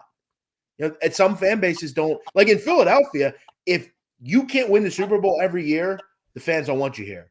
They'll do the banners. They'll fucking protest. UCLA is not a team that wins all the time. 9 or 10 wins is where they are. The fan base either accepts that or don't. Because Chip Kelly, you're not going to find much better than him. But they think they can win the title every year. I mean, they got an AD that's horrific. He's an East Coast guy. He overspent and got a Jordan deal that's going to end up biting him in the ass. Chip Kelly's 34-34 at UCLA. That's not good enough, dude. He's the East Coast. He's an East Coast guy. He's the furthest thing away from understanding LA's landscape. And you have a guy like Jonathan Taylor, who's from fucking Glendora, California, 25 minutes from Pasadena, where the Rose Bowl's played. And you allow him to go to Oregon State and now Michigan State. And he's a backyard guy in LA. But yet you'll keep a guy that's 34-34, by the way, who gets $6.4 million a year. And his buyout, I believe, is like $20 million. And this is what we talked about earlier this week. I just don't get it, man. I don't understand these people and these hires. By the way, the AD, whatever his name is, Jarman, he's from the East Coast too. It's like, when are we going to bring some guys that understand USC, UCLA, LA football? Nobody at either one of these schools are LA-based guys. And the last time I've checked, the UCLA history, the USC history, the last time both of those programs have been national powerhouses are when they have an LA-based coach, or at least a California-based coach in Pete Carroll. So I don't get it. I don't understand it. There's no investment in LA. There's no investment in these kids' upbringing, what they're doing in the back, what they've done, their parents, who brought them in, You don't care. You're from fucking New Hampshire, Delaware, fucking whatever, Chip Kelly. Lincoln Riley, you're from Texas or whatever. Dog, it just blows my mind. But allowing the fans to have a bigger voice than people that actually know the sport and the ins and outs is what's costing football good coaches, like people that get fired and not hired, like Mike Stoops, that turns down an A&M job because of the fucking Twitter feeds that have gone national, go viral. Oh, that's all we could hire is Stoops and blah, blah, blah. Well, guess what, dog? Now you got Mike Elko. Is he really an upgrade of Stoops? It's the same guy. And I don't see that guy. I don't see the big old uproar there. It's like, it's crazy. They're never going to be pleased, Jeff. You know this. But here's the thing. 6 seasons, you're 34-34. You've been to 2 bowl games, one which didn't even happen because of coronavirus. The other one you didn't win, right? In 6 seasons, that's not good enough, I don't think. I don't care where you are. Smitty, 6 seasons, 34-34. He's not like 40-22. Like maybe that warrants it. It's the definition of average. Right. Literally. Like, right. That's what it is. And with the athletes and school that you're at, I don't think that's acceptable. Look, if it was 2 or 3 years, fine. But 6 years he's been at UCLA and he's average. I would fire him personally if I were the decision maker, but I'm not. I think a lot of people would. The proof is in the pudding, man. Proof is in the pudding. But moving on to another topic. And listen, I've been waiting for this. Hey, by the way, is that grandma? Smitty, not to cut you off real quick, Smitty. Are you good? You good? Go back to grandma though. Like, did she fucking play? No. I mean, I'm so fucking tired of this shit. It's so fucking dumb.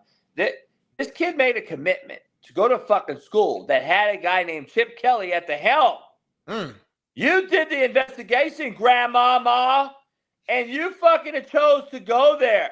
You fucking cowardly fucking shitbird ass fucking enabled ass decommitting fucks. You wonder why you're so fucked up in the real world? Because you can't commit to shit in fucking football. You think you're going to commit to a fucking wife?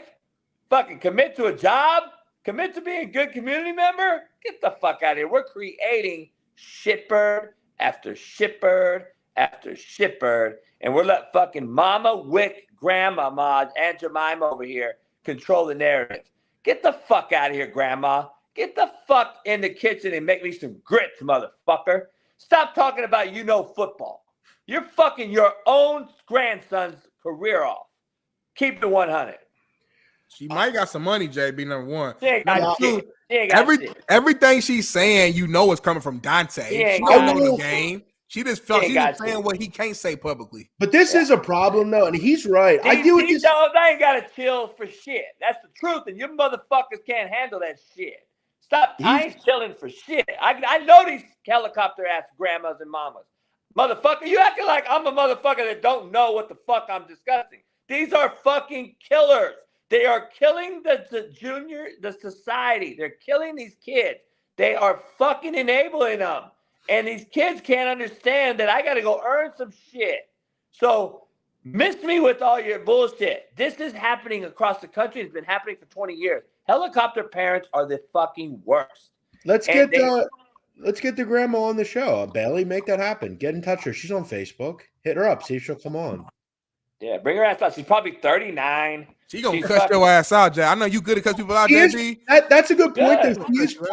She's probably younger than JB. I mean, I know she is. I'm telling her right now she is. She probably about 29, about my age. Nah, she ain't 29-year-old grandma. Come on. Hey, you be surprised. You motherfuckers be starting early. I'm just letting you know. But anyway, another crazy topic, a wild topic that I don't even know too much about. The JB added this to the show, and I saw the headline. I said, what? So allegedly, Jeff, man, a Louisville player refuses to play because of some tights. Can we see about this real quick? This is crazy. Tell you this. We didn't have the tights that he wanted, so he didn't know if he wanted to play. Oh, yeah. What? You heard it. We didn't have the tights that he wanted, that we've never had for him, and he decided, I don't feel like I can go. That's what young people do. Good for him. I don't even know. But he figured it out in the second half. He accepted. What the fuck are we doing here? I mean, and listen, that's Kenny Payne. That's a guy who got a job. I mean, it's not been easy. That's a hard place to coach basketball. They love basketball there. They expect you to win every game. It's not easy. And that's the shit he's got to deal with. I don't have my fucking, what are you, a fucking ballet dancer? I don't have my tights. That's what little girls that do ballet talk about. What the fuck are we doing here? Good for him for speaking out on it. I know Coach is just sick to his stomach hearing shit like that. I'm Coach, sick. What would you have did if one of the players at Independence came up to you and said, "Hey, Coach, listen, we're playing Garden City, but I can't play because I don't have my right tights." He's dead serious. He's not kidding. I know, but I want to know from a player standpoint, what is his teammates saying to this? What are y'all react? Because they're probably all like, "Oh, my homie." One of my key players like, damn, man, fuck. I'm like, what's going on, bro? Shit, man, I don't know if I can play. Like, what you mean? Are you hurt? You injured? Nah, I ain't got my fucking tights, bro. You know my knee been a little sore, and those tights I wear be helping me feel good. Yo, tights, bro? Bro, you better put a fucking sleeve on and get out here and play. Like, I would have got pissed almost. Like, you're gonna not play because of tights. Not like now. Listen, we argue on this show about certain stuff about this ain't soft. This is soft. This ain't got nothing. There's not even an argument. It is factually correct that this young man is soft. He's soft. Tights? I never even wore tights. I got teammates that will wear it, with receivers, stuff like that. Cool. I'm not arguing. Like, if you want to wear it, cool. But to not play because of that, that's fucking crazy, bro. And listen to the coach. Like, listen to him talk. Like, he almost is like fucking embarrassed that he has to bring it up. He's like, you feel bad because he seems like a nice guy. He's like, I cannot believe I have to tell you this, but this is what this dude's doing. Maybe Smitty will get what I say on the show all the time. The shit is unbelievable. There's so many ways to go with this. Here's the number one thing. This is what happens when you pay 17 to 21-year-olds. Number one, let me just be clear. This is what happens. We can argue this all you want, but this is what happens. Now, the second part of this is, Smitty, we talk about this all the time. Like, this is the shit that we discuss in here when we talk about this NIL shit and all these different things about coaches leaving and being able to leave and the players not and all this shit. I'm confused as to why this kid – the reason I say this, let me back up. The reason I say Smitty's going to start agreeing with me on this is because your question is what I want to address. The kids do absolutely nothing in the locker room. You are in the jersey swap era. You guys are all friends, no matter what you do. There's no more fucking go to war with me and ride or die with me. It's about getting a bag, a bigger bag, and if you have to leave me and not play for me, go ahead, dog. We're still homies. We're still cool. I'll still like your tweet. Dog, there ain't no more players calling them out and holding them accountable like you just got pissed off and called him soft because these kids ain't no more. It's the jersey swap era.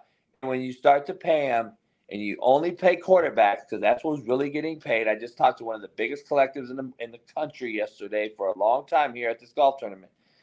He's like, JB, I'm on the NIL committee, National NCAA NIL committee.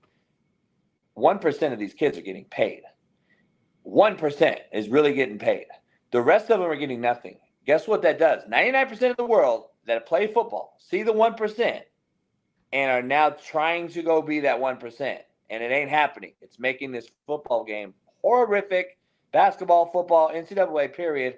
And this is what's going on. So, I mean, go ahead. Go ahead. Now you're good. Are you good, Joe? Go ahead. I was just gonna say, I mean, his name is Tyler, and he spells it Ty space Laur. That's all you need to know. Tyler. Come on, man. I don't know, bro. This dude, I don't even know what to say. Like, I'm almost like I'm shocked. Like that this is even like this is crazy. Like I didn't want to hear from him. Like it has to be something else. Like you know, I blame, right? You know, I blame though. The parents, head coach. He shouldn't have played, huh? He shouldn't have played. Why the fuck period. did you let that dude play the second half? Why the fuck did you let him in the game? Hey, here's something you need to know as well. He was asked what his favorite app is on his phone. What do you think he said? TikTok. Correct.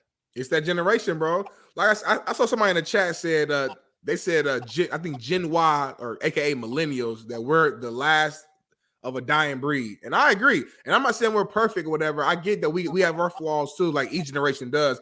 But I really do feel like my generation, I grew up in the sense of like I grew with a lot of old school type of like morals and things. Like I played outside. I wasn't on, I didn't have like internet my whole entire life. We grew into that and we became social media, but I grew up playing outside and having to tough things out and got disciplined. I got my ass whooped when I got in trouble. I had like I had that world, and then we also got the world of like MySpace and Facebook, and so I feel like that's why I think our generation is like I call us the best. I feel like we're right in the middle of both of the two of the JBs of the world, and then these young guys. But these young cats right now, man, they're so fucking far on the like way too liberal. Like think of where we are. It's crazy.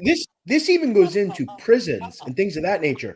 In federal prison, I don't know if you know this, they have vegan diet now, right? So, for instance, listen to this. This guy Sam Bankman-Fried, he stole this money. The frizzy-haired kid, he will not eat in MDC until they give him vegan food. Now, 20 years ago, they just said, "Shut the fuck up and eat what we give you, motherfucker. You're gonna go we're gonna feed you through a fucking feeding tube and force you to eat." They now have vegan diets where this is federal prison. This isn't like this ain't jail. This ain't this is federal prison. They have vegan diets now where they will adhere to you. Well, shut the fuck up and eat what you're told. That's what they would say back in the day. That's what and this is the extent we're going to. It's not just in regular life; it's everywhere. Well, it goes to fucking CJ Stroud talking about reform in prison. prison, last time I checked, dog, it's not a fucking Club Med. You didn't deserve to go there because you did good things. This is jail. It should be the worst of the fucking worst scenario and experience of your entire life, and be lucky if you get out. Like, you're in prison. I don't fucking get why we're so up in arms about the prison not being fucking comfortable. There are roaches, mice, rats, and fucking diseases in there.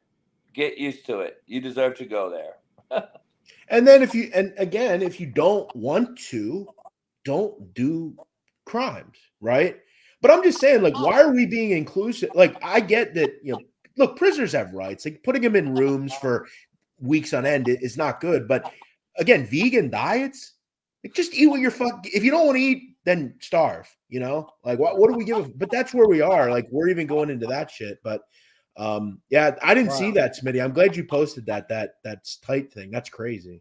Yeah, no, that's wild, man. And JB, I'm glad you brought up CJ Stroud, because it's a cool little quick segue to your guy, Tank Dell. I just want to show him some love real quick, man, because he's been balling out, going crazy this year. I think we got a video or something that we could throw in here of It was just like, bro, I like how you run routes, like how you play football. After he got drafted, I sent him congrats. Then I was like, tell him come get me. The next day, he FaceTimed me. And then he was like, man, I told him I want you. So I was like, okay, it can happen. And then, I got that call. Stroud to the end zone, touchdown. I appreciate you. But I just want to show him some love real quick, man, and ask you guys, like, you look at all the rookies this year who's been playing, and it's been a lot of them that's been playing well, making plays.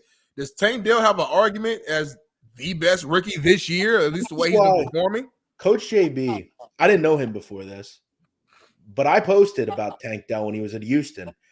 I was this fucking close to taking him in the rookie of the year, offensive rookie of the year. I took fucking Jalen Hyatt instead. Bad decision, but no, Tank Dell is the truth. And Coach knows that more than anybody. He's got to be the top. I mean, who's been a better offensive rookie than him? I mean, Bijan's been, whatever's going on in Atlanta with him, we don't know, but it's hurt that guy's shot, so he's out. CJ Stroud's the only one. Yeah, literally CJ. Yeah, oh, other than him, yeah. I would love, since we're in the jersey swap era and everybody gets a trophy, and Smitty wants that, everybody to have one, why don't you just split it and give Tank Dell and CJ Stroud co-fucking player of the year? Yeah, that'd be cool. Hold on, Jimmy. Don't try to use me, because just be real and be like, you know what? I want them to win split. Don't try to, you think you, nah, don't come here, motherfucker. He gonna say, since Smitty likes the jersey swap era, and since Smitty, nah, motherfucker. In this situation, JB likes that a little bit, and you just don't want to admit that shit. Also, I do want to say one thing, if I can. Please. Someone's talking about CJ Stroud. The one knock I have on CJ Stroud is he seems to be a bit delusional, and I'm just going to tell you why. We've seen him talk recently about prison reform. He's talked about that because of his father. Yeah, no offense. JB mentioned it a few minutes ago. Hold on. No offense. Bro, your father carjacked a woman, carjacked her, and supposedly SA'd her. He shouldn't be let out of prison. I get he's your father. You got to stick up for him. I get it. What the fuck does that have to do with prison reform? Your father should be in prison. It's just the truth. Hey, there's a thing we used to grow up on. Don't do the crime if you can't do the time. It's real simple. Like, it's nothing else. Old school. I think he's off. Next city. Speaking of crime, speaking of all type of stuff, this was a late edition. My guy Bailey. He added a video of you might have seen this, Jeff. I'm not sure, of Sean Strickland dealing with somebody on his property. Can we pull that up real quick? I heard about that. I'm seeing it. Good for him.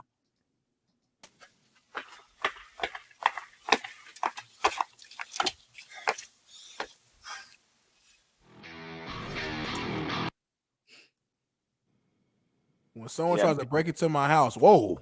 Look at the title of the video. That's great. Oh, man. I say that because I ain't know. I ain't. Yeah, we're gonna be. I'm just. Yeah, dang. I ain't know that's what they. I'm just gonna say what we should be saying. I am not a defense attorney. I'm not a lawyer. That looks like murder to me. But We're gonna move on, though. We're gonna move on, man. College, hey, going back to college football world, man. Just saying. DJU transfer, y'all. That's what's going on. He's transferring. Last time I saw, it looked like why do we show that video? I'm just curious why we would put that out. No, nothing will happen. It's a public. I didn't. JB, that's the last thing. I didn't know what was going on. I didn't know that. But DJU though, man. DJU, they say he's transferring from Oregon State, and he's either going to another school or potentially going to the league. Obviously, man. Obviously, this is he already transferred from Clemson. So now he had a pretty good year now. Now he wants to leave again. I already know JB is like, man, this transfer portal thing is crazy. I really don't understand. Is he leaving because the head coach had left, or like what's the reason behind this? Uilongale. I thought Is that his Derek, name? Uilongale? I played golf with Derek Anderson. He's an Oregon State legend.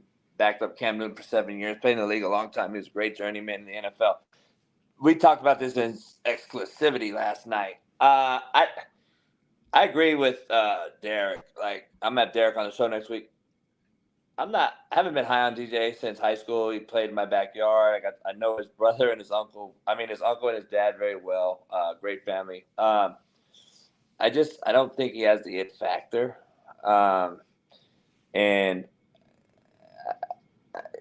what are we doing?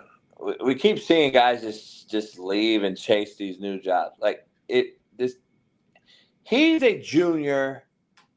I get it more. I still don't get it. I still don't condone it. I get it more than the Dante Moore kid as a freshman. I think the NCAA is disservicing everybody in this business by allowing a true freshman to transfer. Number one, they need to be there and stay there and fucking at least stay for 2 years.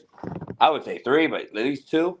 I would love to see limitations on only allowing grad transfers and fucking anyone can transfer one time, but you're sitting out a year. Back to old school. This is it's a joke. It's a mockery at this point. I'm just going to be honest. And if you think you're really going to have a culture set in football somewhere and a true philosophy be put in place, and you guys are still telling me that coaches shouldn't be able to leave, dog, you cannot build a program anymore. You cannot build a program no more. You have mercenaries transferring to your school every semester now. So I'm just over it all, man. It's starting to lose. I'm starting to lose interest in it, to be honest. Would it be interesting to see? Maybe he goes to Oregon. From what I understand, his brother is on Oregon. He's a player. It's DN, yeah. Here's the thing, though. Like, I'm sure that's where he'd want to go. I don't know if Dan likes him enough. But here's the thing, though. Like, and not a knock on you, Jeff. Like, it's the people in the media that say that exactly what you just said, though. Maybe he goes to Oregon. I'm getting text messages. JB, SC, UCLA, back home, LA. Right. And I'm like everyone's getting excited behind it, right? Yeah, right. they want to see. It's the fanboys that are in these particular fan bases. They don't think about anything other than, man, we can get DJ for he's been to 4 other schools, but hey, guess what? He's gonna come home. Like, I agree with you. I agree with you there that he doesn't seem to have it, right? I think we all kind of knew that, though. Like, he's an average quarterback, but I don't think he's like a transcendent talent that I have to have. I'd much rather have Dante Moore over him, probably. Yeah, I don't know. It's tough for me because, like, again, I'm not with the whole transferring 2-3 times. At some point, it's like, all right, bro, you gotta stick it out. Hey, but Smitty, look, you got Maurice Claret, who I talked to quite a bit, pushing and put on his own platform. All right, Dave, what you gonna pay? What's his name? Oh boy, at Texas, Arch Manning. Arch Manning. Yeah. And then you got Ohio State collectives talking about, all right, whatever the backup's name is in Texas, the brother that came in and balled out. Talking about, yeah. Let's get him to Ohio State. Like, dog, like, it's just blatant out in the open, fucking poach my kids, go after my guys on my roster. I'm just like, it's sickening to me. I'm just telling you. No, it's definitely wild, man. The money it's wild. It's crazy. You know what I'm saying? Like it's honestly worse than NFL because at least in NFL you got contracts, so it's like I can say all I want about wanting to get this guy, but if he's underneath the contract, unless we make a trade or some negotiation, you can't come get him. We're here with college football. A motherfucker can just leave. Literally, it's like, they offer me $5 million. I'm just out. There's nothing you can really do about that. You know what I'm saying? And they're not even getting that money. I just talked to the number one collective in the whole fucking thing. The number one, I'm not gonna say his name. Trust me, he's the biggest wig in this business. Hung out with him for fucking last 2 days. There's 1% of these kids are getting paid. One. And the 99% of the 99% that's not getting paid are non-QBs. Just telling you. Only the quarterbacks are getting paid real dollars. We've seen the Caleb Williams cars. We've seen the Dion Sanders cars. We've seen these quarterbacks in these cars. The other guys aren't. And you're creating a bad product when you start to do this top-heavy shit with just the quarterback. And the left tackle that has to protect him is getting shit on, in his opinion. And the running back and the wide out and the linebacker. Like, you're going to have a hard locker room to manage as a head coach, bro. I'm just going to tell you. No, for sure, man, for sure. Before we get like Jeff's picks on the college football weekend, I want to move to NFL real quick. JB, do you got some insight that I don't know about, the streets don't know about, in regards to Gruden potentially returning to Vegas and the Raiders? You've mentioned it a couple times. I see the post right here. Owner Mark Davis would love to bring back John Gruden as the team's head coach. If John was willing to drop his lawsuit, I think you brought this up.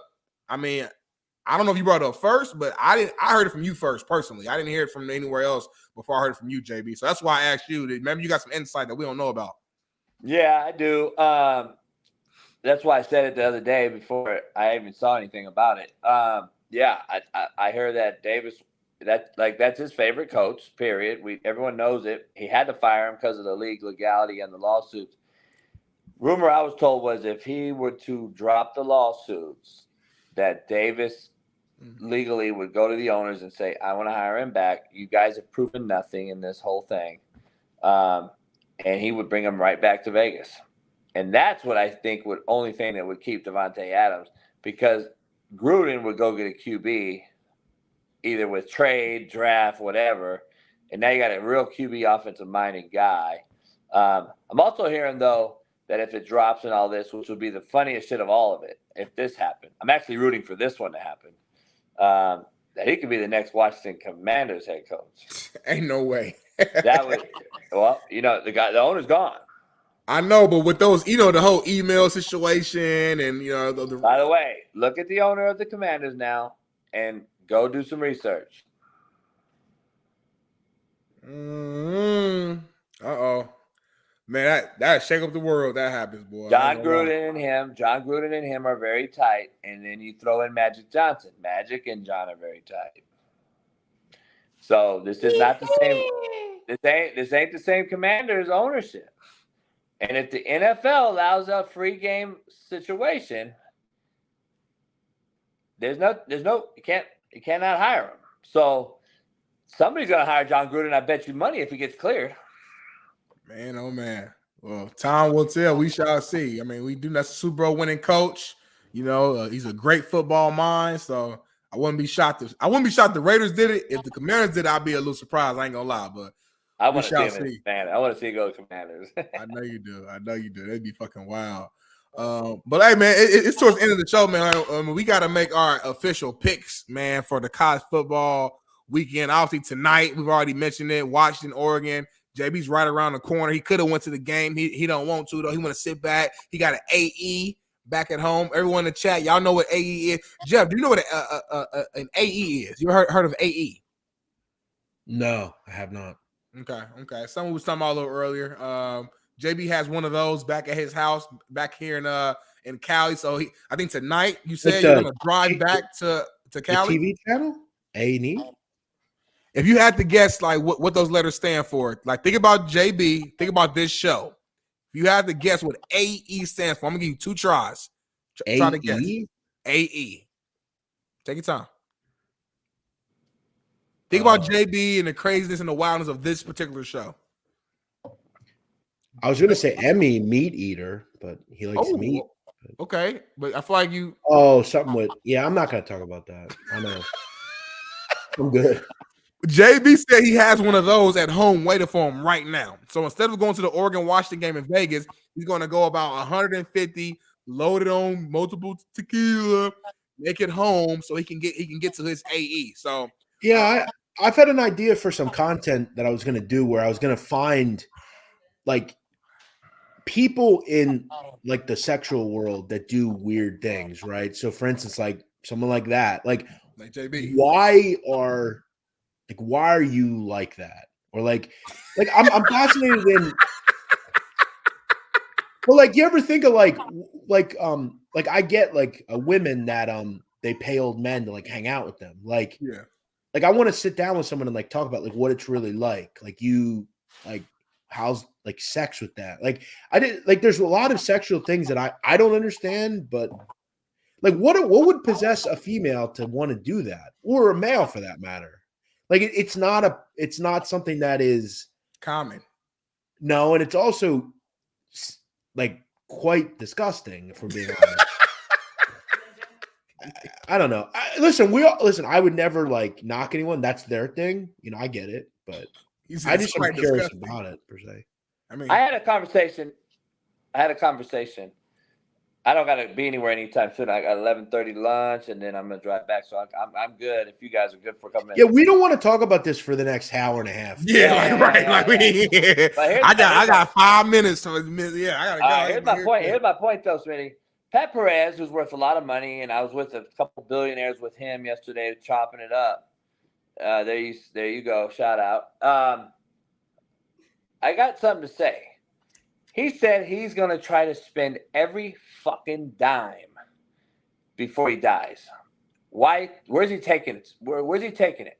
His kids are going to be straight, all that shit. But the billionaire said the exact same thing. Am I supposed to die? He goes, I want to die seriously with $2, my name. I want to die with $2. I want to spend this money. Because you ain't going to take it. I spend money, Smitty, you know me. I spend money like fucking it ain't nothing. I don't give a fuck. What am I keeping it for? Keep it for long. Fuck that. I'm not keeping shit. I'm going to buy and live my life. So if I'm going to live my life to that philosophy of a billionaire and a guy that's worth $100 million, why would I be sexually open to whatever besides anything? Pause. That's same sex. I'm not same sex. To be fair, I will say I'm very weird. I'll be honest. I wouldn't kiss a girl during winter.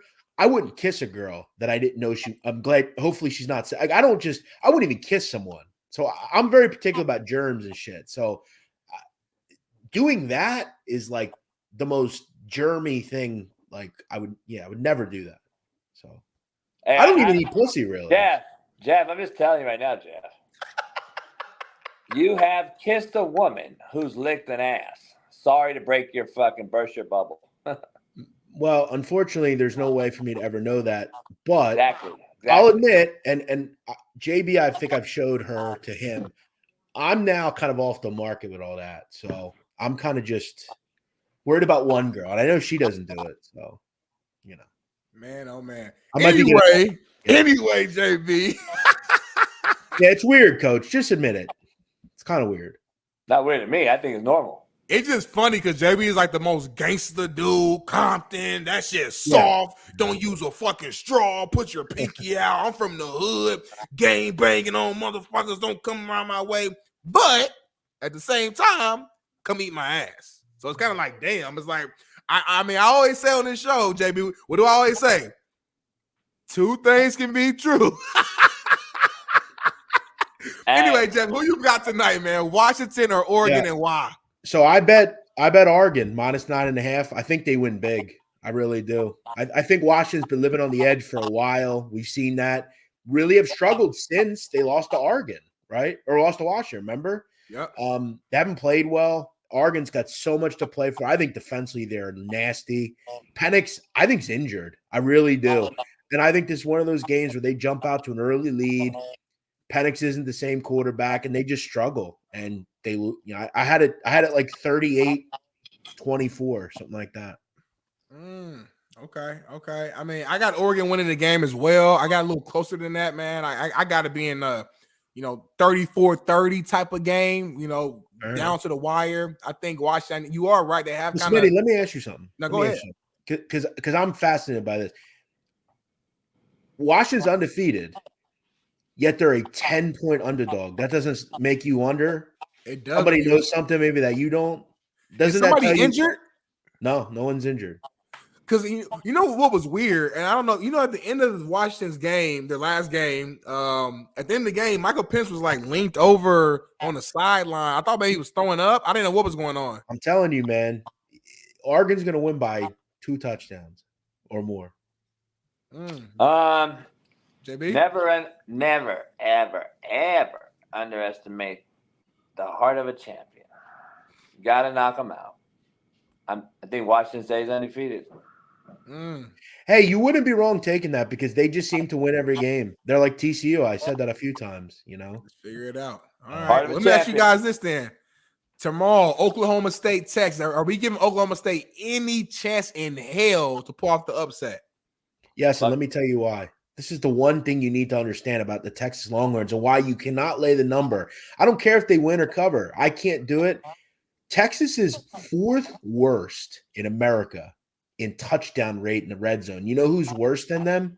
Ooh. Iowa, UL Monroe, shit fucking teams. Texas can't kick field goals, man. They kick too many of them. They've been in the red zone 50 times, guys. They have 22 touchdowns. That is 40%. That is super pathetic. I can't bet on them. I just can't. I think Oklahoma State sits on the ball, runs the ball effectively. We know Gundy's really good. Something tells me that's a close game. Man, oh man, oh man. So, JB, what you think? Who you picking? Oh, absolutely, they have a shot. With the run game they have, control the line of scrimmage, control the clock, time of possession, Oklahoma State definitely has a game. Texas played well last week versus rival Texas Tech. One of the only couple – Arizona State, Texas Tech, I believe, were the 2 blowouts in the rivalry series. Every other game, including Georgia Tech, was close. So Texas before that, though, had struggled for the last 4 weeks and played teams really kind of tight. I don't know what Texas team shows up. Quinn Ewers kind of getting his feet back going. Is he the Quinn Ewers that started against Alabama? Is he a Quinn Ewers that struggled here and there and inconsistent? Hey, I'm going to take Texas to win the game. I just think it's going to be closer than people think. Are you guys a pulp, some pulp, or no pulp orange juice drinker? No pulp. I don't want nothing pulp. going down my throat that's chunky and thick. I agree. Pulp. I hate pulp. No pulp for me. Now, have you ever seen Sopranos? Yeah. Remember in the scene where Tony gets pissed off because he asked Carmel, he goes, I like some pulp. This says no pulp. No pulp. He gets, and she throws the phone at him. I hate pulp. I hate pulp myself. What is pulp, by the way? What is that? It's like actual pieces of the orange. Yeah, I know. It's like the actual shit. So Smitty, I don't know where debut went, man. He thinks it's a crazy conversation. We're talking about pulp. He probably got mad and then had to jump off. Yeah, do you like pulp, JB? He's probably trying to. Somebody probably tried to call him. Probably tried to get back in. It's all good. Let's keep it flowing though, real quick. Let's keep it flowing. So that was Oklahoma State, Texas. Another game too. And I know this isn't the playoffs game, but it's still a big game or a good game. I think SMU Tulane. Who you got in that game? Well, SMU's quarterback's out for the year, broken leg. Preston Stone. They're going to go to a redshirt freshman, or not a redshirt freshman, but a freshman. He actually's played pretty well this year, and the smart money, the smart gamblers are all over SMU. I like SMU. I'm a big fan of that team. Great defense. They got plenty of weapons. It's the kind of offense that I think a quarterback can seamlessly come in and play under. Rhett Lashley, right? High percentage throws, that kind of thing. I like SMU. If you can get above a field goal, I like SMU. I will say, though, I always fade Tulane, and I never win. I bet against them last week, never win. But I like SMU. SMU's really good, man. They got a great defense, man. Got you. Okay. Let's going back to the actual playoff game, the games that really, really, really matter. Michigan, Iowa. Is it a blowout or what? What's going on? The big question I had was, can Michigan score in this game? Can they score a touchdown? Iowa, I mean. I don't see Iowa scoring. How do they score? I mean, they got shut out against Penn State. Michigan's a better defense. They're going to have a backup quarterback in, Deacon Hill. He didn't look good at all against Nebraska. I wonder how they can score in this game. I really do. Trick play, probably some bullshit. Yeah, do you get a field goal or two? But their team total in the game is 6.5, which means we can still let up 2 field goals and win. I think this is like a 31-3 type of game. I would lay the number. I think Michigan rolls. It's what they do against bad teams who can't score. Got you, man. All right, and then last but not least, man, the game everyone can't wait to see, Alabama, Georgia. I know JB has Bama actually winning this game. What say you, dude? Like, who you got to win? Are you picking the spread? Kind of give us a full 9. Yeah, well, listen, he's welcome to take Bama. I get it. I see it. They've kind of played on the edge recently too and found a way, but this ain't Auburn, man. You know, if that's any other team other than Auburn, that game ain't even close. Alabama gets blown out. I just don't think this is the same Alabama team. We all know it's not. It's not a vintage Alabama team. This is the same Georgia team, though. This is the Carson Beck, who, let's be honest, if Carson Beck had 2 or 3 more games, might be in the Heisman race. I mean, he's had a great season, man. Brock Bowers, that defense, if it's under a touchdown, I would not only say that Georgia will win, I think they cover.